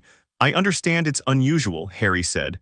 "I'm happy to explain the theory if that would help." "That will not be necessary tonight," McGonagall said, pulling herself back to the functional authority she wielded like a weapon. "Additional 5 points to Gryffindor for creative problem resolution. All 3 of you straight to bed." She pointed at the dormitory stairs with the precise ferocity of someone who has dealt with enough unusual things for one evening. "Now," they went. On the stairs out of earshot, Ron grabbed Harry's arm. "Mate," he said. "Mate." "I know," Harry said. "No, mate, Ron. You touched a mountain troll," Ron said with the reverence of someone describing something witnessed in a temple. "With your hands, and it just stopped." "I didn't technically touch it," Harry said. "I worked through the ambient field," Hermione said. "He stopped." She was standing on the step above him, which put them at eye level, and she was looking at him with the particular directness she reserved for things that mattered. "Thank you," she said, simply. "Entirely." He looked at her for a moment, this girl who had sat across from him on the train and asked about his magic instead of his scar, who kept meticulous notes in a parallel journal, who had stood in front of McGonagall and taken responsibility for something that wasn't her fault because it was the right thing to do. The things Ron said, Harry said, he was wrong. Ron, on the step below, had the specific expression of someone being confronted with something they'd already confronted themselves with and found deeply uncomfortable. "I was an idiot," he said, with a sincerity that was slightly rough around the edges but completely genuine. "I'm sorry, properly." Hermione looked at Ron for a moment. Something in her face made a small, careful adjustment. "Thank you," she said, with the same simplicity she'd used for Harry but a slightly different quality. The beginning of something rather than the confirmation of it. They went up to their respective dormitories, and Harry lay in his bed and listened to Ron's honest, guileless account of the evening being delivered to the rest of the dormitory with increasing enthusiasm and embellishment, and felt the warmth of it, the specific, uncomplicated warmth of being in a place with people you'd started to trust. He thought about Snape's face in the common room, the tightness around the eyes, the way his gaze had kept moving to the door. Like a man who'd been somewhere recently that he didn't want anyone to know about. Harry looked up at the canopy of his bed. The troll had been a distraction. Whoever had released it to draw attention, draw teachers, to clear a path. The question was, a path to what? And had they been stopped or had they found what they were looking for? In the days after Halloween, he wrote to Kent. Not about the troll. By the time he was writing, Kent had already heard from Dumbledore, who had apparently sent an owl with the specific purpose of getting ahead of whatever story Harry might tell first, which Harry found both slightly funny and quite sensible. He wrote about the second-floor anomaly now confirmed, about the troll as distraction, about Quirrell, about the warmth in his scar. Kent's reply came in a day and a half, which was faster than Owl Post should have allowed, and Harry suspected Inza had something to do with that. "The scar activating in Quirrell's presence is significant," Kent wrote. "It responds to the magical signature that created it. You already know what that means. Be careful, not because I think you can't handle it, but because Voldemort in a diminished state is a different kind of danger than Voldemort at full power. Diminished things are often more desperate. Nabu is watching, I am watching, write more. And then underneath in Za's handwriting, I'm coming at Christmas whether you want me to or not. Tell Hermione she's invited to dinner. Love. Don't forget to eat. He smiled at the letter for a long time. Draco Malfoy's relationship with Harry had been since September an ongoing exercise in recalibration. Every approach Malfoy had tried, status positioning, house loyalty, veiled threat, explicit contempt, had simply not worked in the way these tools were designed to work, because their function depended on the target caring about the framework they operated in, and Harry didn't. Not out of contempt for Malfoy, out of genuine disinterest in the hierarchy these tools enforced, which was, Malfoy was slowly discovering, far more unsettling than opposition. You could fight opposition. You couldn't fight indifference. He came to find Harry the Saturday after Halloween in the library. He came alone, which was either a significant choice or the result of Crabbe and Goyle having something better to do, and he sat down across from Harry without asking, which was at least direct. Harry looked up from his book. "The troll," Malfoy said without preamble. "You stopped it without a wand." "Yes," Harry said. "How?" Not the performative disdain of their earlier encounters, this was a genuine question. Something in Malfoy wanted to understand and had overridden, for the moment, the social machinery that usually ran his interactions. Harry found it interesting. "I worked through the ambient magical field," Harry said. "Direct manipulation, it's a different tradition from wand work." "Your family," Malfoy said, and there was something careful in his voice on the word, an acknowledgement rather than a weapon. "The people who raised you, they teach this." "Kent does, yes, he's a sorcerer. Not a wizard. Number the distinction matters. Wizards work with magic through instruments and learned formulas. Sorcerers work with magic directly, through understanding, through relationship with the underlying principles." He considered Malfoy across the table. "Your tradition is very powerful. It's also very mediated. The wand does a great deal of the work that in other traditions the practitioner does themselves." Malfoy was quiet for a moment. "My father says all the great magic is in the wand traditions, that the other approaches are," he paused, "less. Your father's perspective is shaped by the framework he was taught in," Harry said, "which is shaped by the framework his father taught him. It's not analysis, it's inheritance." He closed his book with a clean sound. The most sophisticated magical theory in the world was developed in traditions that never used wands. The oldest protection magic currently active anywhere predates British wizardry by 3,000 years. The framework that shaped what happened to me as a baby, sacrificial love magic, willingly given protection, that's not wand work, that's something much older. He looked at Malfoy steadily. "I'm not saying your tradition is wrong, I'm saying it's incomplete, everything is." Malfoy's jaw was doing a specific thing, the thing it did when he was processing something he didn't want to process. "My father would say you're a mudblood sympathizer. Your father has structured his entire magical philosophy around a hierarchy that conveniently places himself at the top," Harry said. "That's worth examining, don't you think?" The word mudblood sat between them on the table like something that had been dropped and not picked up. Malfoy looked at it, then he looked at Harry.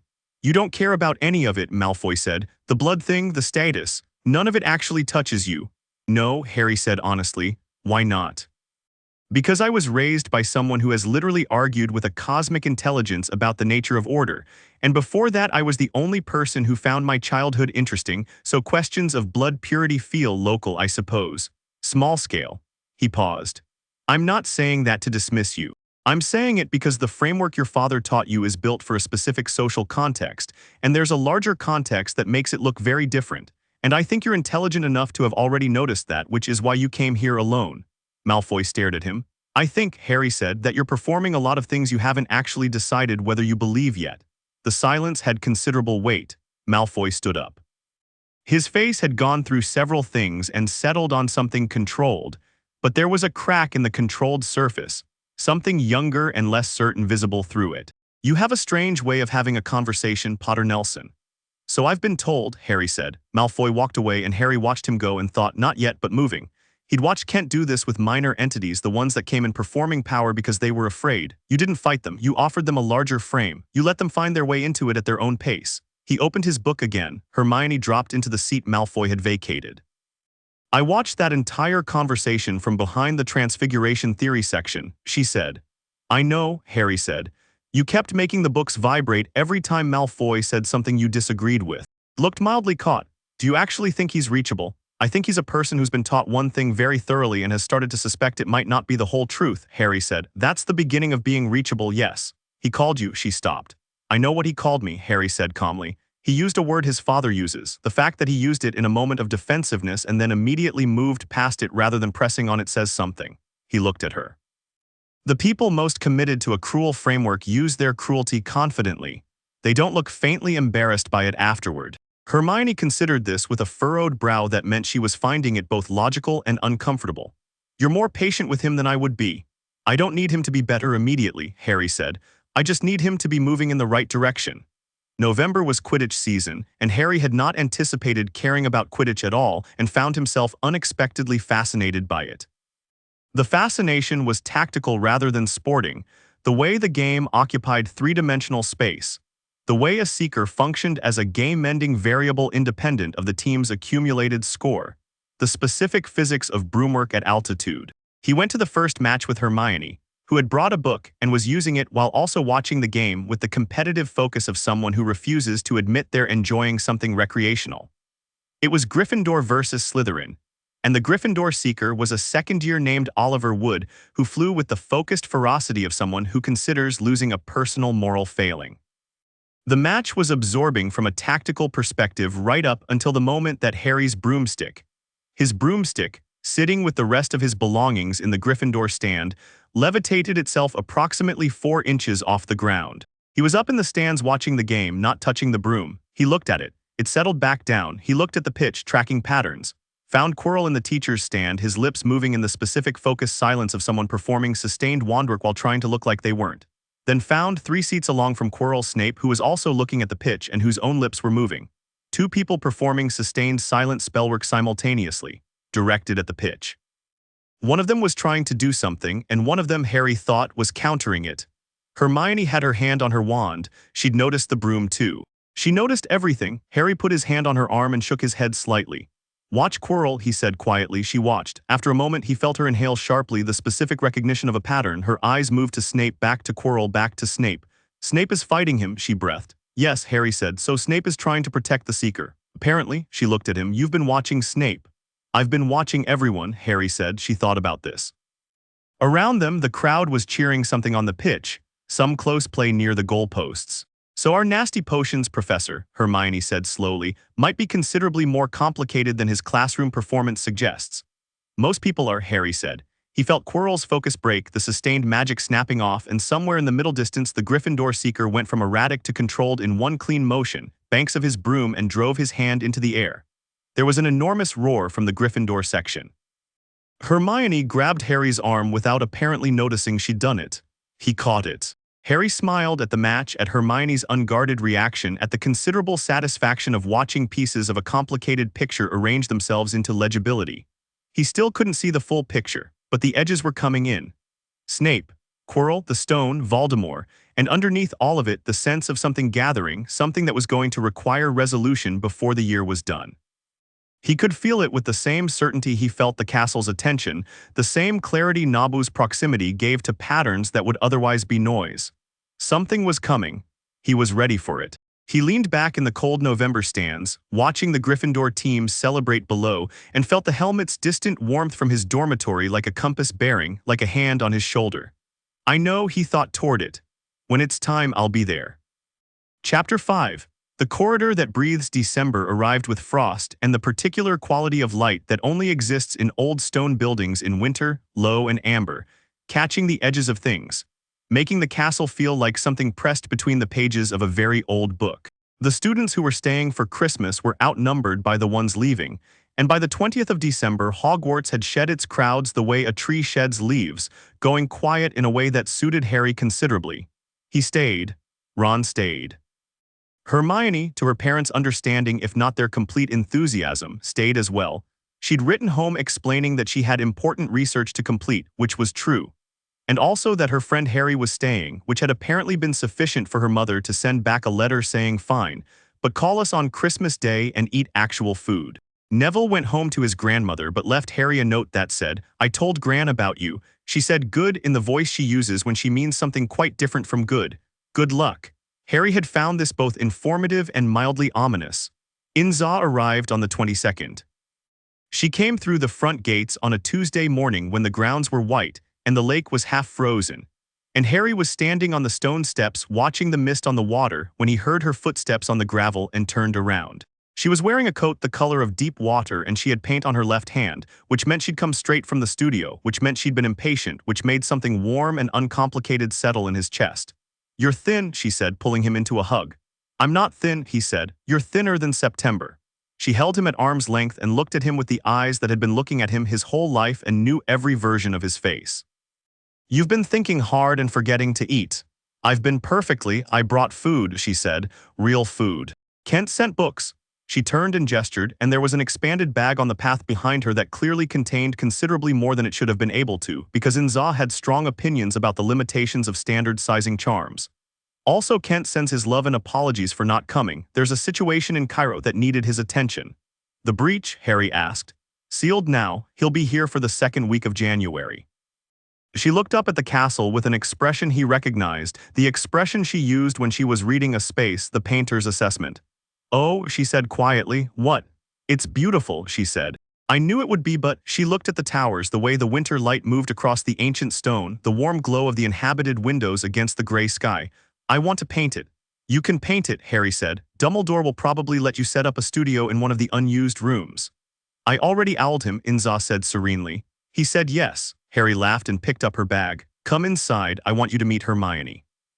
Hermione, it turned out, had been waiting to meet Inza with the specific intensity of someone who has formed a strong opinion about a person based entirely on second-hand evidence, and wants to verify their conclusions. She shook Inza's hand in the entrance hall with the directness of a small determined scientist greeting a colleague. Said, "Harry has told me a great deal about you and Kent. I've been reading about order magic and I have quite a few questions if that's acceptable." And Inza looked at Harry over Hermione's head with an expression that said, clearly, "I like her enormously."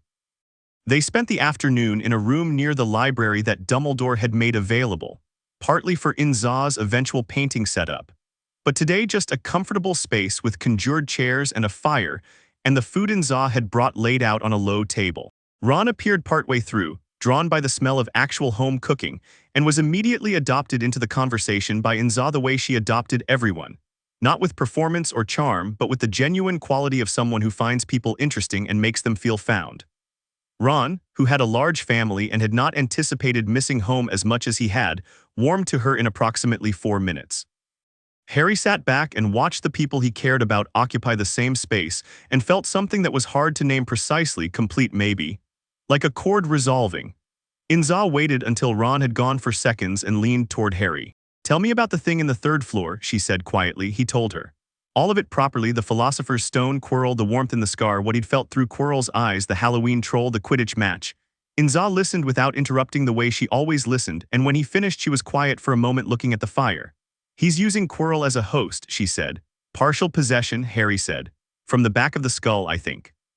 The scar responds to his magical signature. It activates when Quirrell is close." "Does it hurt? Warm, not painful," he paused. "Yet." Inza looked at him. The fire moved in her eyes. "Harry." When Kent said to be careful, "I'm being careful," he said. "I'm not being afraid, but I'm being careful. There's a difference." She was quiet for a moment, the particular silence of a person choosing not to say everything they're thinking because they know it won't land well, but wanting it acknowledged that they're choosing not to say it. "I know," Harry said. "I know you're worried." "Of course I'm worried," she said with feeling. "You're my son and there is a dark wizard, even a diminished dark wizard in your school. Specifically here because of you, worrying is appropriate." "Kent isn't worried," Harry said. "Kent," Inza said with the specific tone of a woman who has been married for decades, "worries the same amount I do and channels it into research, which is why he sent books." She reached over and put her hand on his. "Just don't disappear into the sorcerer part of yourself so completely that the Harry part doesn't stay in the loop. The Harry part tends to be right about things in ways the sorcerer part misses." He looked at her hand over his. "What kind of things?" "People things," she said. "You're very good at people when you're paying attention to them as people rather than as elements of a situation." He thought about Draco Malfoy. About Ron in the corridor making a decision before he'd finished making it, about Hermione on the stairs. "All right," he said, "I'll pay attention." She squeezed his hand and then reached for a piece of bread. "Now, tell me about Snape. Your letters have been doing something interesting every time you mention him." Christmas morning was quiet and good. The tower had sent gifts, Kent's books, which turned out to be 3 primary texts on advanced magical theory, including one that Harry had been trying to locate for 2 years. and from Inza a set of sable paintbrushes, which was an ongoing joke between them because Harry was completely without visual artistic talent, and they both found this fact richly funny. Ron gave him a Chudley Cannon's bookmark with the expression of someone sharing a faith tradition. Hermione gave him a notebook, the exact kind she used for her own research journal, which was a gift that communicated more than she probably intended about how seriously she took their collaboration. He gave Hermione access to 3 Order magic texts from Kent's library that he'd transcribed during term, which he'd bound properly and labeled in his best handwriting. She stared at them for about 30 seconds without speaking. "You transcribed these," she said. "Some of them by hand, some with duplication charms. The originals can't leave the tower." "Harry," she ran her fingers across the cover of the first one. "These aren't in any library in Britain." "No," he said. She looked up at him and he recognized the expression on her face. It was the one she'd had on the stairs after the troll, stripped of its usual armor, genuinely moved. She didn't say anything else, but she held the books with a careful reverence that said everything. The exploration of the 3rd floor corridor happened on the 26th of December in the afternoon when the castle was at its quietest, and Inza had gone to sleep in front of the fire with a book open on her chest in the way she sometimes did when she'd been thinking hard about something. Harry had been planning it since October. He went alone. He'd considered bringing Hermione and decided against it.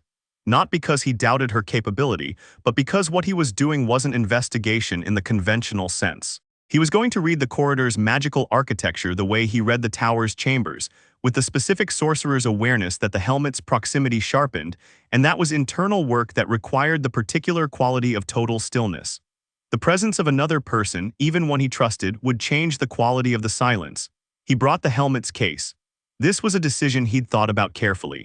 He wasn't going to open it, wasn't going to touch the helmet, but carrying it changed the quality of his awareness in proximity to powerful magical objects in the way that carrying a tuning fork into a music hall would let you feel the resonance of instruments you weren't playing. Nabu would be closer to the surface, present without interacting, a second perspective on whatever he found. The 3rd floor corridor was locked, and the lock was good 3 interlocking charm sequences, one of which was Dumbledore's own work, unmistakable in its elegance and power. Harry stood in front of the door and looked at the lock structure the way Kent had taught him to look at things, not with the desire to break them but with genuine respect for what had been built. He put his hand flat against the door. He wasn't trying to open it, he was reading it. The magical field on the other side was enormous. That was the first impression, sheer scale, a density of magic that pressed against the door from the other side like a weather system contained in a room. Layered, as he'd expected, Dumbledore's enchantments, and under those other signatures he'd been cataloging since September. Minerva McGonagall's precise transfiguration work. Phileas Flitwick's charm work, delicate and complex as lace. Something that smelled of fire and fury, Professor Sprout's herbology he thought, and then revised that, not Sprout, something connected to plants but different. Warder's work. Devil's snare, possibly he could feel the dark vegetable intelligence of something that grew toward darkness. And underneath all of it, enormous and alive, 3 points of consciousness arranged in a terrible triangle, breathing in slow unison. The 3-headed dog. He felt it feel him back, a brief animal awareness of something on the other side of the door, something the dog's instincts processed as magical but not threatening, which meant Nabu's presence in the case was affecting the creature's response. Not calming it exactly, but recontextualizing him. The dog didn't know what Harry was. It had never encountered Order magic before. Neither had the enchantments. There was a trapdoor. He could feel it in the floor geometry of the room, the break in the stone, the magic rising from beneath it with a different character than the magic in the room itself. What was under the trapdoor was a stack of layers, each with its own signature. He traced them from above, reaching with his awareness. It was like looking down a well. The devil's snare. Then something with the tight, specific magic of an enchanted object in motion, he thought, flying, winged, a puzzle. Then chess, he felt the cold, strategic intelligence of a deeply enchanted chess set, pieces with their own limited awareness waiting for a game. Then something else, something alive in a different way from the dog, something small and venomous and many-legged. Then fire. Then a mirror. He stopped on the mirror. The magical signature of whatever was in that last chamber was unlike the others. It wasn't a guardian, wasn't a trap, wasn't a puzzle. It was something older, something that operated on a principle he didn't immediately have words for. He pressed toward it with his awareness and felt the mirror feel him back with something that was almost intelligence, not the dog's animal awareness, not Nabu's cosmic precision, but something in between. Reflective, patient, like water in a deep well, perfectly still, waiting for something to look into it. Whatever it showed, he couldn't read the content of it from here, only the mechanism. The mechanism was desire. It worked on the space between what you had and what you wanted. He lifted his hand from the door. Behind him, the corridor was empty and cold and silver with December light from the high windows. He thought about the mirror's mechanism for a long moment. Then he thought about Voldemort in Quirrell's skull moving toward the stone with the specific desperation of something diminished trying to restore itself to full power. He thought about desire, what Voldemort desired had always desired with a completeness that had consumed everything else. The mirror would destroy him, not violently, not dramatically. The mirror would show Voldemort what he wanted. The stone, restoration, power, immortality, and would keep him there, reaching for it as long as he looked. An infinite perfect trap for infinite perfect want. Dumbledore's best work, Harry thought, genuinely elegant. He picked up the helmet's case and walked back down the corridor. Quirrell found him that evening. Harry was in the library, the rest of the castle at dinner, the stacks empty and amber in the lamplight, working his way through one of Kent's Christmas books, which had turned out to be extraordinarily dense and required the kind of focused reading that benefited from silence. He was so absorbed that he almost didn't register the footsteps until they were at the end of his row. And by then Quirrell was already standing at the corner of the shelf looking at him with an expression that had dropped the stutter, dropped the performance, dropped everything that wasn't what was underneath. The underneath was a man who had been afraid for a very long time and had made a terrible decision about how to stop being afraid, and now lived in the specific hell of someone who has discovered that the thing they traded everything for is worse than what they had. Harry looked up from his book. "Professor," he said. Quirrell walked toward him. His gait was different without the performance, smoother, quieter. The voice that came out was his voice, not the stuttered version but the actual one, and it was cultured and precise and very tired. "You know," he said, "you've known for some time." "Since October," Harry said. "The Quidditch match confirmed it." Quirrell sat down across from him, not with permission but not aggressively either. He sat like a man who is very tired and has decided that sitting down is the most honest thing he can do. He looked at Harry's forehead with an expression that was complicated and brief, then at his face. "He knows too," Quirrell said, "that you know. He's known since the Halloween feast." A pause. "He felt the helmet's resonance when you went to the 3rd floor this afternoon." Harry absorbed this calmly. "He's been waiting for me to make a move." "He finds you interesting," Quirrell said, and the word interesting carried the weight of what lived inside it, not admiration, not fear exactly, but the calculating attention of something that has encountered an unknown variable and is trying to determine whether it is obstacle or resource. "He says the magic in you is his magic and something else, something very old." "The scar," Harry said. "The scar and what you were raised in." Quirrell's eyes had the quality of someone who has looked at terrible things long enough that they no longer flinch at the sight of them. "He says you are the most interesting thing in this building. He says," Quirrell paused, "he would like to speak with you." "No," Harry said simply, without heat or drama. Quirrell looked at him. "He is not accustomed to—" "I know," Harry said. "He's not accustomed to number. He is also living on the back of someone else's skull, which means he's in a very limited bargaining position." He met Quirrell's eyes directly.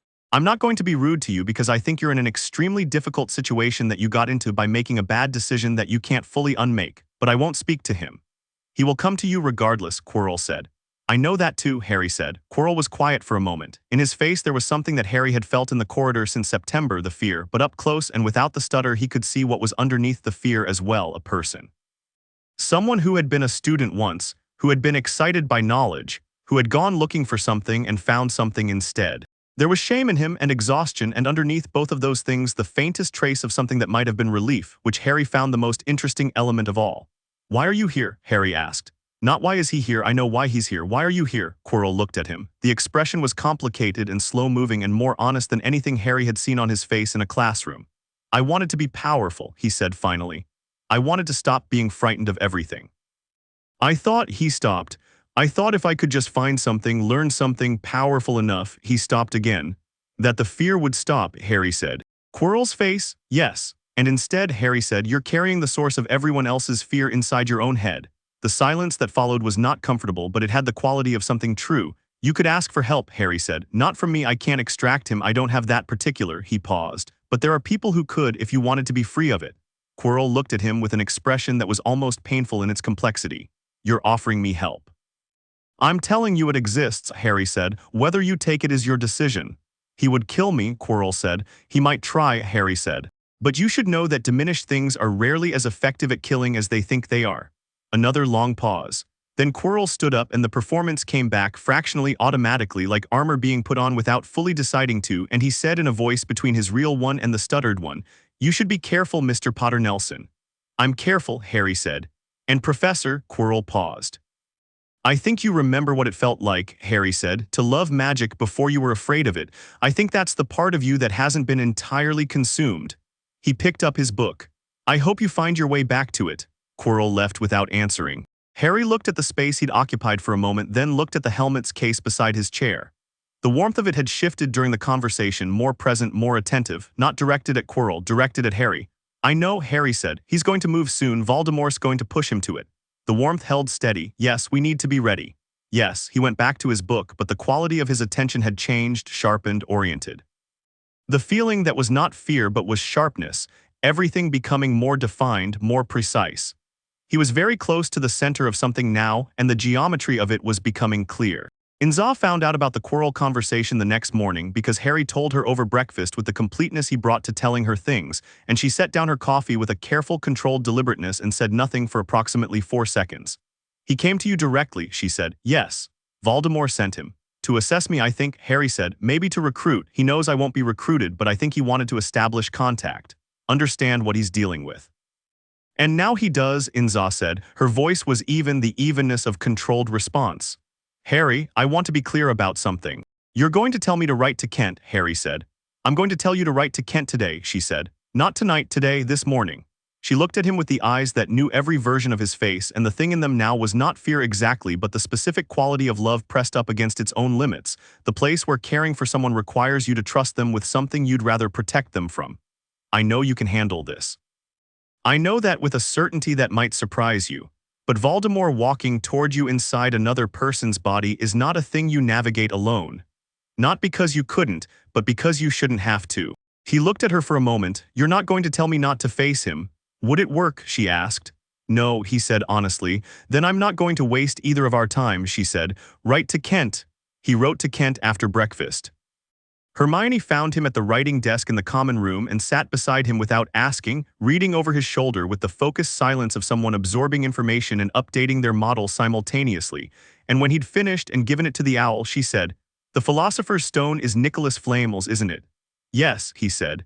And Voldemort wants it to restore himself to a body. Yes. She was quiet for a moment, and in her face the particular quality of someone arriving at the end of a line of reasoning that leads somewhere uncomfortable. He's going to make Quirrell go for it soon, she said, not because he wants to, because Voldemort is running out of patience and Quirrell is running out of time. I think so, Harry said. Soon, this term probably. Before the end of the year.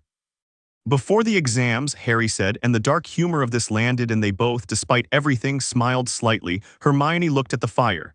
When he does, when it happens, I'll be there, Harry said. We'll be there, she said. He looked at her. Hermione. You told me, she said, not looking at him, looking at the fire with the precision of someone making a decision they've already thought all the way through, that the knowing and the doing aren't separable. I've been thinking about that since September. She paused. I know about the stone, the corridor, the layers of protection, the mirror. I have been part of this investigation since October. Being there when it happens is not separate from the knowing, it's the same thing. He thought about what Inza had said, don't disappear into the sorcerer part of yourself so completely that the Harry part doesn't stay in the loop. All right, he said, but you stay back from Quirrell. The possession is unpredictable, and if Voldemort notices you, his instinct will be to harm. Understood, she said, with the crispness of someone accepting a reasonable tactical briefing. They sat by the fire while December pressed its cold face against the common room windows, and the castle breathed around them, and somewhere above them in the Gryffindor dormitory, the Helmet of Nabu sat in its case, and waited with the patience of something that had been waiting since before the castle existed, and would wait as long as was necessary. Kent's reply came on the 28th, and with it something Harry hadn't expected, a sealed secondary letter in Kent's handwriting that said on the outside, Open this when you know it's time, you'll know, love, Dad. Harry looked at it for a long time. It was thin, not a letter exactly, more like a single page. He could feel through the paper a specific concentrated quality, something like an instruction but smaller and more precise than instructions. A single key for a specific lock. He put it in his robe pocket and carried it with him through the remaining days of December, into January, through the resumption of term and the return of the school's full population and the resumption of classes. Carrying it the way you carry something you're not ready to open yet because opening it will mean the thing is real and you want one more day before real. He felt Quirrell's anxiety climbing throughout January, the specific magical disturbance of someone being pressed from within, the deep dread getting more acute, the desperation under the performed incompetence moving toward something that had lost its patience. He felt Voldemort's attention too, a steady, cold pressure. Not the warmth of the scar, this was different, more considered. The attention of something studying him from a distance, mapping him, calculating the dimensions of the obstacle. There was something else in it as well, something Harry spent a week trying to name before he got it. Recognition. Voldemort recognized the magic in Harry's scar the way you recognize your own voice in a recording, strange and familiar simultaneously, stripped of the context in which you usually know it. He recognized what the scar was, not just the record of the reflected curse, but the love magic underneath it, the specific quality of Lily Potter's sacrifice. And underneath that recognition was something Harry had not expected, fear, not of Harry specifically, of the magic Harry carried, the magic that had broken him once. He touched it through the scar and felt it fold him back on himself, and there was a cellular memory in him now, a thing written into whatever remained of him that resonated like a bad nerve at the proximity of that specific magic. Harry filed this away, said nothing. Waited. February. The weather turned vicious, hail on the windows, the lake solid from shore to shore. Quidditch was postponed. Harry spent the long evenings in the library with Hermione building a precise, thorough picture of every guardian layer between the third-floor corridor and the Mirror of Erised. He had it memorized. He could have drawn it blindfolded. He watched Quirrell's deterioration continue. He watched Snape watch Quirrell with the specific, relentless attention of a man who has committed to keeping something from falling until someone better arrives to hold it. He watched Dumbledore watching all of them. The headmaster's awareness moving through the school like weather, touching everything, making small adjustments. One evening in the corridor near the library, Harry passed Dumbledore going the other direction, and they looked at each other. And Dumbledore said nothing, but something in his expression said, "I see you. I trust you to do the right thing when the time comes." It was a vote of confidence so subtle it might have been imaginary. Harry chose to believe it was real. On a Tuesday night in March, he woke at 2 in the morning with the warmth in his scar flaring like a struck match. Not warm, hot. He sat up in the dark dormitory, the other boys breathing around him in the even rhythms of deep sleep, and the scar was not painful but intensely present, like a note being held at the edge of comfortable hearing. The castle around him had changed quality. Something in the ambient field had shifted, taken on a new urgency. Hogwarts was paying attention in a sharp, directed way. He reached under his bed and pulled out the helmet's case. The helmet was blazing gold. Not lit, the case was closed. The gold was coming through the case, through the lead lining, through the wood. A warm, furious light that in any other context might have been alarming and was instead the most clarifying thing Harry had felt since September. Time, Nabu said, not in words, not in language. In the way a door opening says, now, Harry's hand went to his robe pocket. The letter Kent had given him was there, as it always was. He opened it. One page, Kent's handwriting, unhurried and precise. By the time you read this, you'll have already decided. I'm not going to tell you what to do because you've known what to do since the night I found you in that garden. You carry two things, Nabu's awareness and your own heart. Use both. Don't choose between them. I love you. Go. Harry read it once. Folded it back up, put it in his pocket. He got dressed in the dark, moving without sound. He picked up the helmet's case.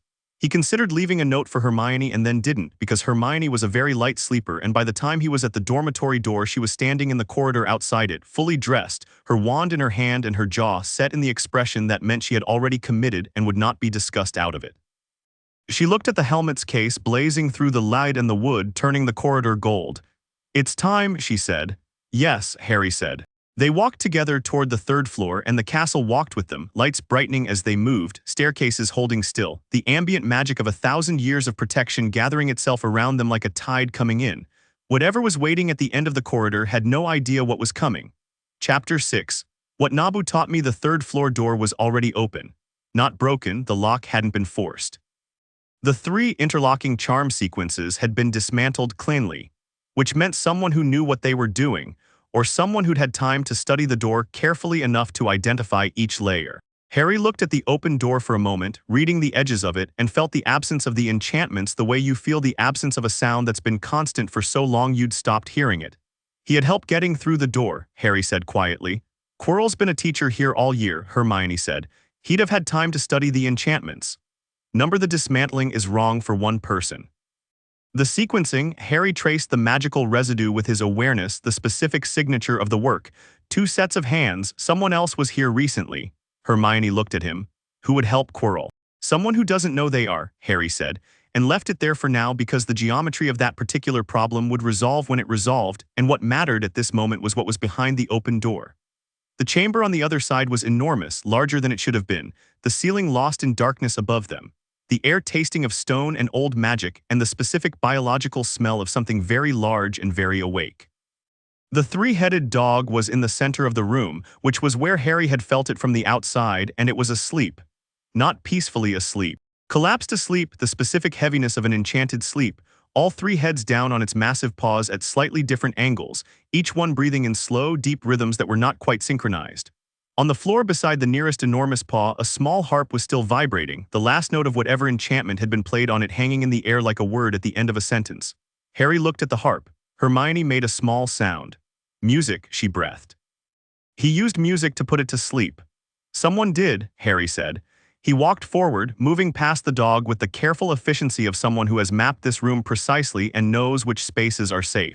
The dog's middle head stirred slightly as he passed, the ear twitched, the great ribcage expanded in a deeper breath, and Harry pressed gently against the sleeping enchantment, reinforcing it from outside, and the head settled again. The trapdoor was exactly where he'd known it would be. He looked at it for a moment, feeling the stack of layers below, the architecture of what Dumbledore had built. Then he looked at Hermione. "Stay close to me through the devil's snare. Don't struggle if it touches you, it responds to resistance. Go still and think of light." "I know what devil's snare does," Hermione said, with the slight edge of someone who has read everything. "I know you know," Harry said. "I'm saying it so we both hear it before we need it."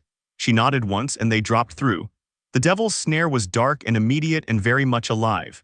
Harry had felt its intelligence from outside, the dark vegetable awareness of something that had been given a single purpose and had grown into it with terrible completeness.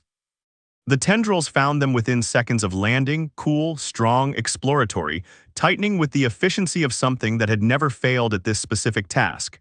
Harry went completely still. The stillness wasn't passive, it was the same quality of stillness he used in the tower's meditation chambers, a directed quietness, a conversation with the thing restraining him rather than a capitulation to it.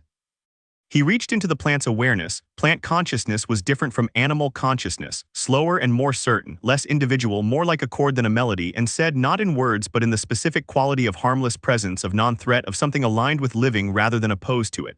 The tendrils loosened. Not released, just loosened, uncertain, reassessing. It took approximately 7 seconds. Harry stepped clear, turned back, and found Hermione already free, her wand lit with a bright lumos that was pushing the plant back with its own instinctive photophobia. She was flushed and slightly breathless but entirely composed. "Go," he said, and they moved. The winged keys were beautiful and chaotic, hundreds of them wheeling in a chamber that had no obvious exit except a locked door in the far wall. Harry looked at them for a moment. The magic on them was intricate.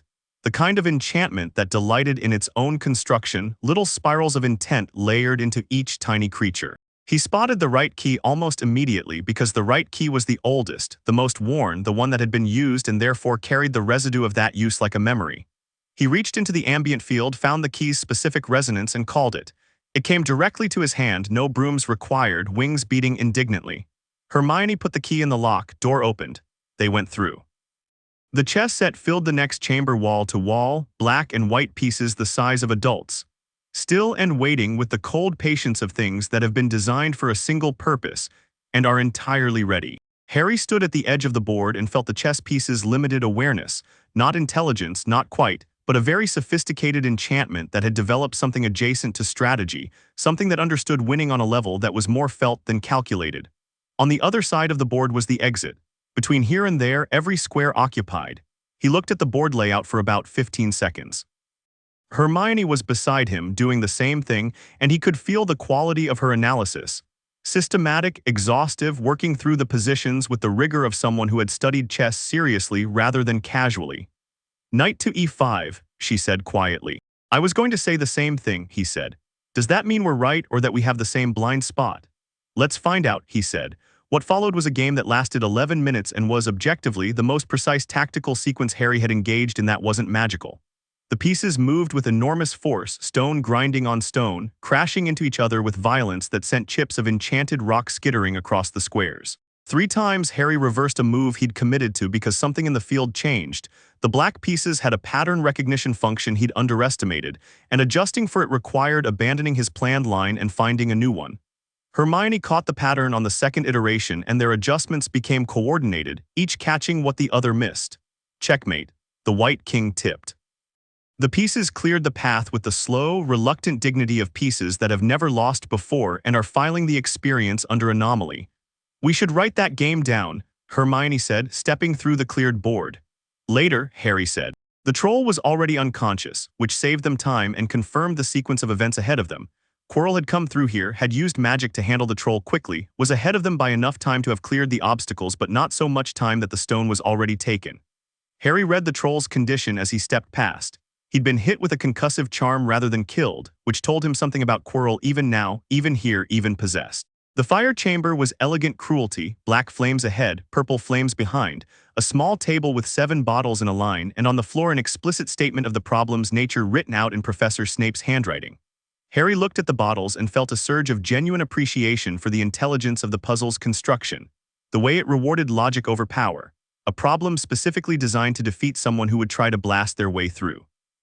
He read the riddle in 20 seconds, identified the smallest bottle, handed it to Hermione. Through the black flames, he said, follow the path to the mirror, don't touch anything until I say. And the purple flames, she asked, will take you back to the beginning if you drink the other bottle. He met her eyes. If something goes wrong in there, go back, get Dumbledore, don't come in after me. Harry, Hermione, if something goes genuinely wrong, the most useful thing you can do is get help, not because I doubt you, because Voldemort's attention on one person is survivable. Voldemort's attention on 2 people is worse, she said. Her jaw was set and her eyes were bright and she was hating every word of this, but she was listening, which was what mattered. Fine, but nothing is going to go wrong. Probably not, he said, but probably isn't certainly. She took the small bottle. She looked at him for a moment with all of the things she normally kept carefully organized behind her practical intelligence, the friendship that had grown up around late-night research and a frozen troll and Christmas gifts, and the particular intimacy of people who have thought through dangerous things together. Be careful, she said. I'm always careful, he said. You are pathologically incapable of being afraid of things that should frighten you, she said. That is not the same as careful, he smiled. Go.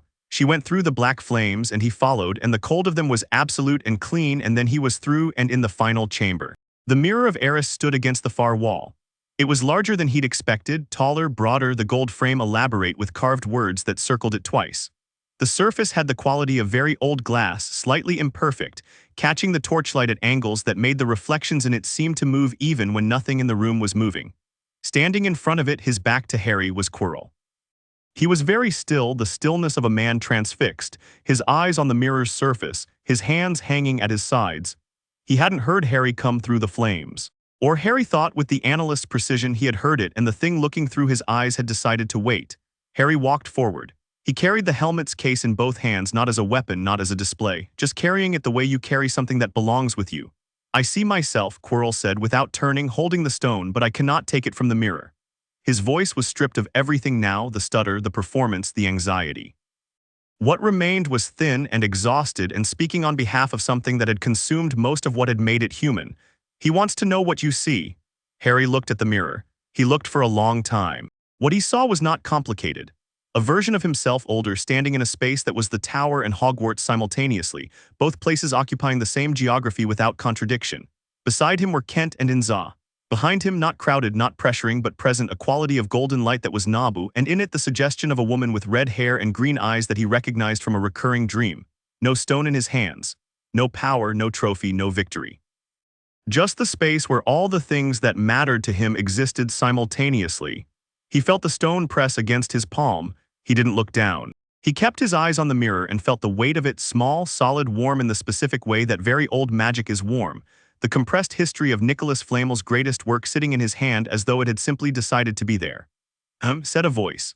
It came from the back of Quirrell's skull, and it was nothing like Quirrell's voice, not in register, not in quality. It was the voice of something that had been a person once and had spent decades choosing not to be. Cold, precise, ancient in the way that old damage is ancient, the rings of a tree that has survived fire recorded in its structure. Harry looked at Quirrell. Quirrell turned around. His face was the wrong kind of pale, not the pallor of cold or fear, but the pallor of someone whose body is being occupied rather than inhabited.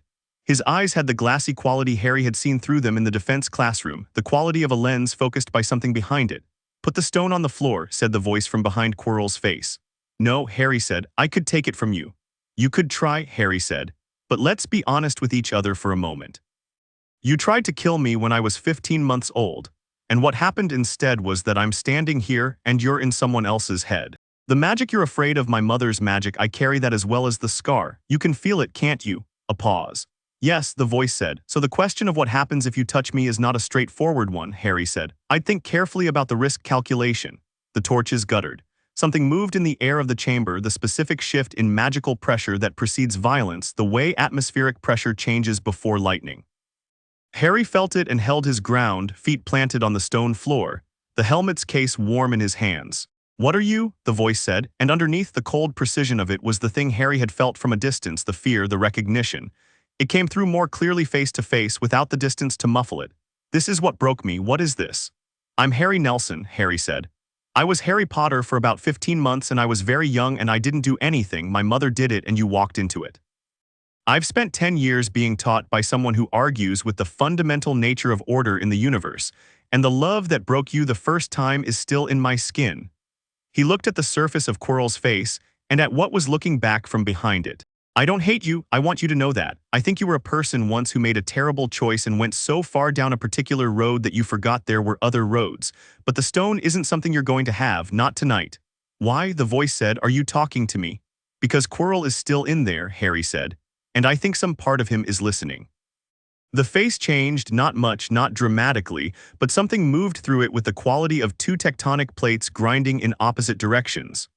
Quirrell's hands came up, the specific muscle tension of a person fighting their own body, and then dropped. He cannot help you, the voice said, harder now, the cold precision sharpening into something that wanted to be contempt and was not quite making it all the way. He is mine.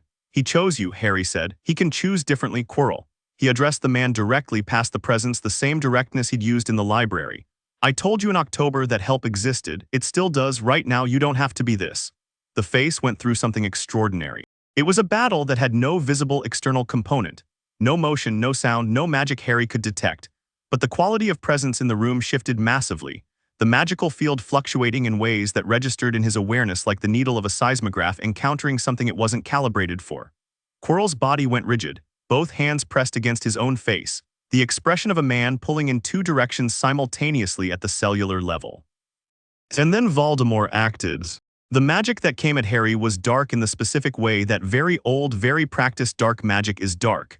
Not crude, not wild, precise and cold, and aimed at the scar with the specific intention of using the resonance connection between them to force an entry.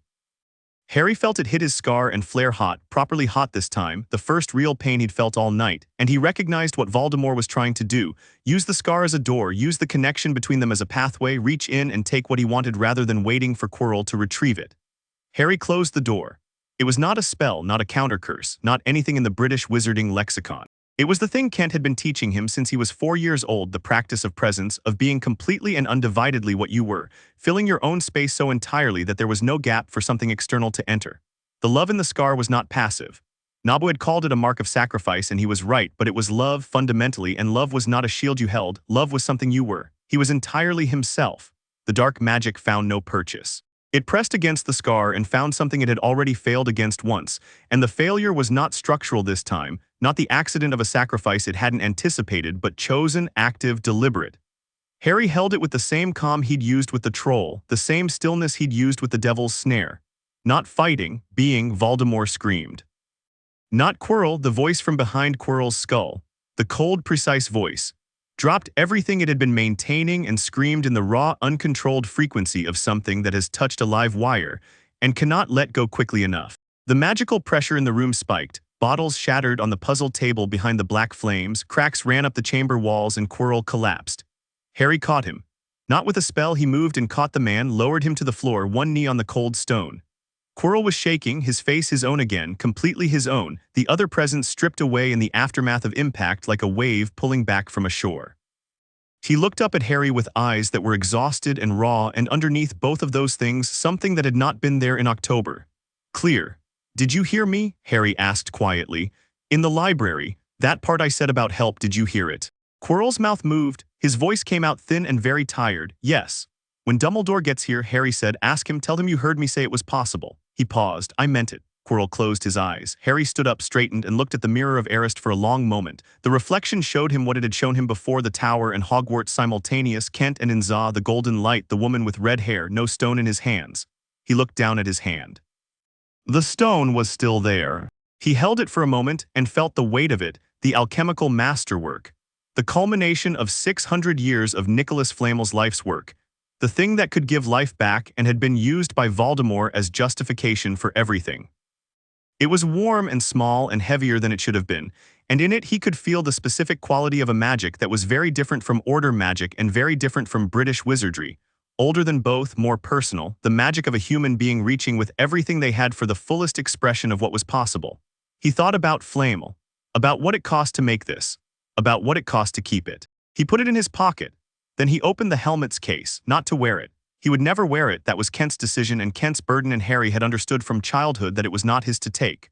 But he opened the case and set it on the floor in front of the mirror, and the light that had been blazing through the lead lining and the wood filled the chamber, warm, fierce, ancient. A gold that was not the gold of treasure, but the gold of something fundamental, like the color of reason itself. Nabu's awareness expanded outward. Not dramatically, not with the cosmic scale of the helmet's full engagement, but enough, the specific amount that was exactly sufficient. Enough to read the chamber. Enough to find the residue of what had just happened, the presence that had been here diminished, spent, pushed back through the connection it had tried to use. Is he gone? Harry asked. Not of the room of Nabu, the warmth shifted, for now not destroyed, but gone from this place. And Quirrell, emptied, what happens next is his to choose. Harry looked at Quirrell on the floor, breathing, chest rising, and falling in the even rhythm of ordinary unconsciousness, rather than the labored rhythm of possession. His face in the torchlight was older than it looked in class, and younger simultaneously, the way people look when they stop performing something they've been performing for a very long time. Watch over him, Harry said to the chamber, to Nabu, to the castle which was absolutely present now, its awareness pressed against every wall of the chamber in the specific quality of something that has been waiting and has finally arrived at the moment it was waiting for. I'll go get Dumbledore. He found Dumbledore on the stairs. Not at the top, on the stairs, coming down, moving with the speed of a man who has just arrived at the conclusion of a long and carefully managed calculation. He was still in his night robes, his silver hair loose, his wand out, and he saw Harry at the bottom of the stairs and stopped. They looked at each other for a moment. He's in the chamber, Harry said, unconscious. He'll need medical attention and probably a great deal of careful management. He paused. Voldemort is gone, the stone is safe. Dumbledore came down the remaining stairs. He stopped in front of Harry, and his eyes moved over him, checking, assessing, the blue gaze that missed nothing, reading Harry the way Harry had been reading the corridor's magical field all year. Looking for damage, for cost, for the specific weight that encounters with Voldemort left on people. Harry was unharmed. He was tired, the kind of deep tiredness that comes after sustained, focused work, not the tiredness of depletion but of completion. He felt clean, he realized, like something that had been building pressure all year had found its resolution and the air was clear again. The stone, Dumbledore said. Harry reached into his pocket and handed it over. Dumbledore's fingers closed around it, and he looked at it in his palm for a long moment with an expression that contained everything: relief, grief. The weight of a plan executed at the cost of other plans. The specific sadness of someone who has been protecting something so long they've forgotten what it felt like not to. Harry, he said, Professor. Are you? I'm fine, Harry said. I will always tell you when I'm not because I know you need to know. Right now I'm fine. He paused. Quirrell asked for help at the end. Whatever you can do for him, please do it. Dumbledore looked at him over his spectacles. The moonlight through the corridor windows made his expression difficult to read, but Harry had been reading difficult expressions all year, and what he found in Dumbledore's face was not difficult at all. It was very simple. It was the expression of a man encountering something that unmakes a story he's been telling himself for a very long time. You were supposed to need saving, Dumbledore said quietly, and there was something in it that was not quite apology but was the thing that comes before apology, the acknowledgement that needs to exist first. I know, Harry said. I know what you planned. I know what you expected. He wasn't angry. He had examined his feelings about Dumbledore carefully throughout the year, the way Kent had taught him to examine complicated things without rushing to a verdict. What he found, consistently, was not resentment, but the specific sadness of watching someone very intelligent make themselves smaller than they were by insisting on a story they'd written before all the evidence was in. You were trying to protect a lot of people. You used the tools you had. I'm not one of the tools. Dumbledore was quiet. But I think you know that now, Harry said. I am beginning to, Dumbledore said with the specific gravity of a man for whom beginning is a significant step, rather forcefully. That's all right, Harry said. Beginnings are where things start. He glanced up toward the third floor. I should go back up. Hermione is going to be extremely unhappy about having waited outside. Dumbledore stopped. Miss Granger came with you. She's been part of this investigation since October, Harry said. She's waiting at the Black Flames because I asked her to. She was very unhappy about it. He started for the stairs. She'll want a full debrief. Harry, he stopped. Thank you, Dumbledore said, simple, plain, the entire weight of the year in it and the year's resolution. Harry looked back at him, this man who had planned and protected and managed and occasionally gotten things exactly backward and kept trying anyway, who had 50 years of living dangerously for other people behind him, who was still standing at 2 in the morning on a staircase in his night robes because a school full of children was his to look after. Thank you, Harry said, for bringing the stone here, for building what you built in that corridor. The mirror especially, that was genuinely brilliant. Dumbledore blinked. The mechanism, Harry said, using desire against itself, showing someone their goal without giving them access to it, it's a beautiful piece of magical theory. I've been thinking about the underlying principle for months. He paused. I'd like to talk about it sometime if you're willing. He went up the stairs. Hermione was exactly where he'd left her, standing at the edge of the Black Flames with her wand in her hand, and an expression on her face that had been waiting to become a different expression for some time. When she saw him come through the flames, the waiting expression resolved into relief, fast and fierce and entirely unguarded, and she crossed the distance between them in 4 quick steps and grabbed his arm with both hands and said, "Are you hurt?" "No," he said. "Is it done?" "Yes," she exhaled, a long, complete breath. Her hand stayed on his arm for a moment, then released, and she straightened back into herself. "Voldemort, gone from here, not destroyed but gone. Quirrell, alive. I think Dumbledore is with him." He looked at her, the mess of her hair, the slightly wild quality of someone who has been standing very still for a very tense amount of time and has just been given permission to stop being tense. "You stayed. You asked me to," she said. "I trusted your tactical reasoning." A pause. "I hated it, but I trusted it," he smiled. "Come on, let's go back up." They went through the chambers in reverse, through the fire, past the unconscious troll, over the cleared chess board, through the devil's snare, and up through the trapdoor into the corridor. The 3-headed dog was still asleep. They moved past it quietly through the open door into the 3rd-floor corridor, and then up through the ordinary staircases of Hogwarts, which were entirely still this time, not moving, not shifting, just holding steady underfoot with the solidity of a very old building that has just done something it was always going to do. The Gryffindor common room was empty and warm, the fire still going, and Harry sat down in front of it and felt the year settle around him like something coming to rest. Hermione sat beside him and pulled her knees up to her chest and looked at the fire. "What did the mirror show you?" she asked. He thought about whether to answer. Decided that she'd earned the honest answer. "Home," he said. "Everyone in it, nothing missing." She looked at the fire. "That's a good thing to see. What would yours show?" he asked. She was quiet for a moment. "Up until recently," she said, "probably me at the top of every exam, knowing everything." A pause. "I think it might be different now." He didn't push. Some things arrived in their own time. "The stone is safe," she said. "Voldemort is gone for now. Quirrell might be salvageable." She ticked these off not like a list but like someone grounding themselves in sequence. "We're in trouble with McGonagall probably." "Almost certainly," Harry said. "Worth it," she said firmly. "Yes," he said, "completely." They sat by the fire in the deep quiet of the castle at 3 in the morning, and the fire moved and the stones breathed, and Hogwarts settled around them with the quality of a place that has just finished something it's been building toward for a long time. The morning after had a specific quality to it. The quality of a day that knows it comes after something significant and is calibrating its ordinariness accordingly. Harry slept until 8, which was late for him, and woke to Ron sitting at the end of his bed with an expression somewhere between awed and personally affronted. "You went last night," Ron said, "without me." "I was going to tell you." "You went last night," Ron said with the emphasis of someone making a philosophical point. "Down the trapdoor with Hermione without me." Harry sat up. "I needed someone who could." "I know," Ron said. "I know why. Hermione's better at the theory stuff and she'd been helping you all year and you needed the specific kind of help she could give."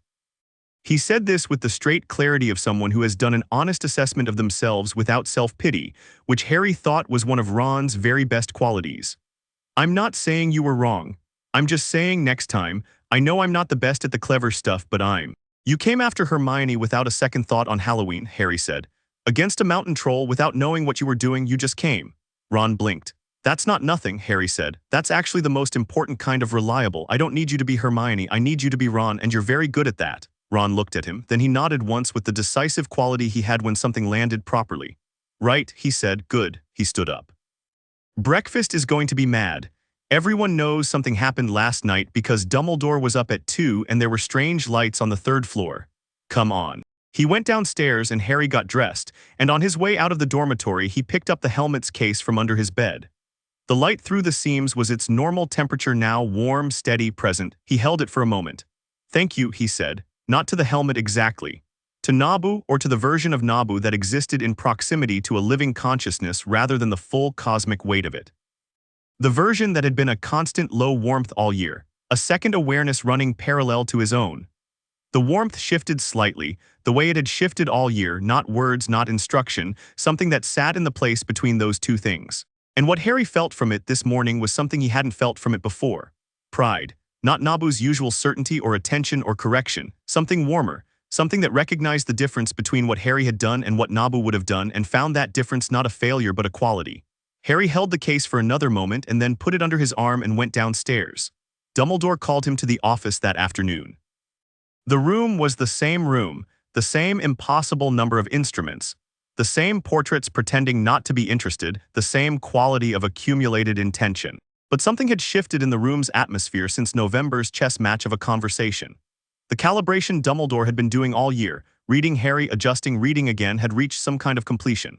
Fawkes was on his perch by the window, vivid against the winter sky, and the Phoenix looked at Harry with one gold eye as he sat down, an assessment that was warm and direct and uncomplicated in the way that uncorrupted things are uncomplicated.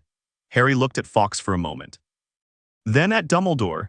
"Nicholas Flamel," Dumbledore said, "will be informed that the stone is safe. He has agreed, after some years of discussion, to have it destroyed." "Good," Harry said. "You agree. Immortality at the cost of being the thing Voldemort is perpetually chasing seems like a poor trade," Harry said. "Flamel has had an extraordinary life. Ending it at the right time is part of living it fully." He paused. "How long does he have?" "Months," Dumbledore said, and the word was quiet with the weight of it. "He and Perenelle have had a great deal of time to make peace with it." "And Quirrell?" Dumbledore folded his hands. "He is in St. Mungo's. The possession has left significant damage, physical and magical. The prognosis is uncertain." He looked at Harry over his spectacles.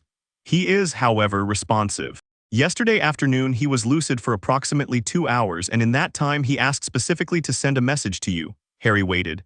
"He said to tell you you were right, I remember." Harry sat with this for a moment. "The library, October," the stutter dropped and the exhausted, honest voice underneath it. "I wanted to stop being frightened of everything. The small, brave, terrible decision that had led Quirrell to Voldemort, and the small, brave decision in the last chamber that had led him somewhere else." "Thank you," Harry said. Dumbledore nodded. Then he reached into his desk and placed something on its surface, a small package simply wrapped. "From Nicholas Flamel himself," he said. "He asked me to give you this." Harry opened it. Inside was a small card and an item he didn't recognize at first, a very old coin, gold, with markings that were neither Muggle nor standard wizarding iconography. He looked at the markings more carefully and felt the specific resonance of something ancient and alchemical and very deliberately made. The card said, in the handwriting of someone very old who had once had a very precise hand, "For the boy who knew what to do with it and did the other thing instead. Well done." N.F. Harry turned the coin over. He could feel Nabu's interest sharpen from the case under his chair, a specific quality of recognition, not the stone but something adjacent to the same tradition, the same deep alchemical work. "Do you know what it is?" Dumbledore asked. "I think so," Harry said. "I'll need to ask Kent to be certain, but I think it's a resonance key, old alchemical tradition. It opens communication with certain kinds of very old magical structures." He looked up. "Like the Tower of Fate." "Flamel knows Kent Nelson?" Dumbledore asked, and he said the name with the quality of someone who is not surprised by this but is surprised to be confirmed. "The old traditions talk to each other," Harry said. He put the coin carefully in his pocket beside where he'd carried Kent's letter all year. "They always have." Dumbledore looked at him for a moment. "I owe you an apology," he said. "I have been saying this in various ways throughout our conversations this year, but I want to say it clearly now." He paused with the precision of a man who has thought carefully about exactly how to say something. "I had a plan for you, I had a story for you. The story was built around the assumption that you would need guidance, protection, management, that you would arrive here as a piece of clay, and I would help shape it toward a good purpose." He looked at his hands briefly.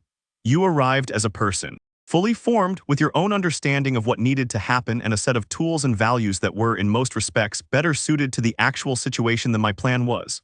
He met Harry's eyes. "I should have adapted faster, I did not, and in the gap between my story and your reality I missed several months of being genuinely useful to you." "You built the mirror," Harry said. "I built several things," Dumbledore said. "One of them turned out to be exactly right." Several others were designed for a version of you that doesn't exist. He smiled slightly. I find I am not sorry that the version that does exist is the one I have. The year isn't over, Harry said. And Voldemort isn't gone. No, Dumbledore said, neither is true.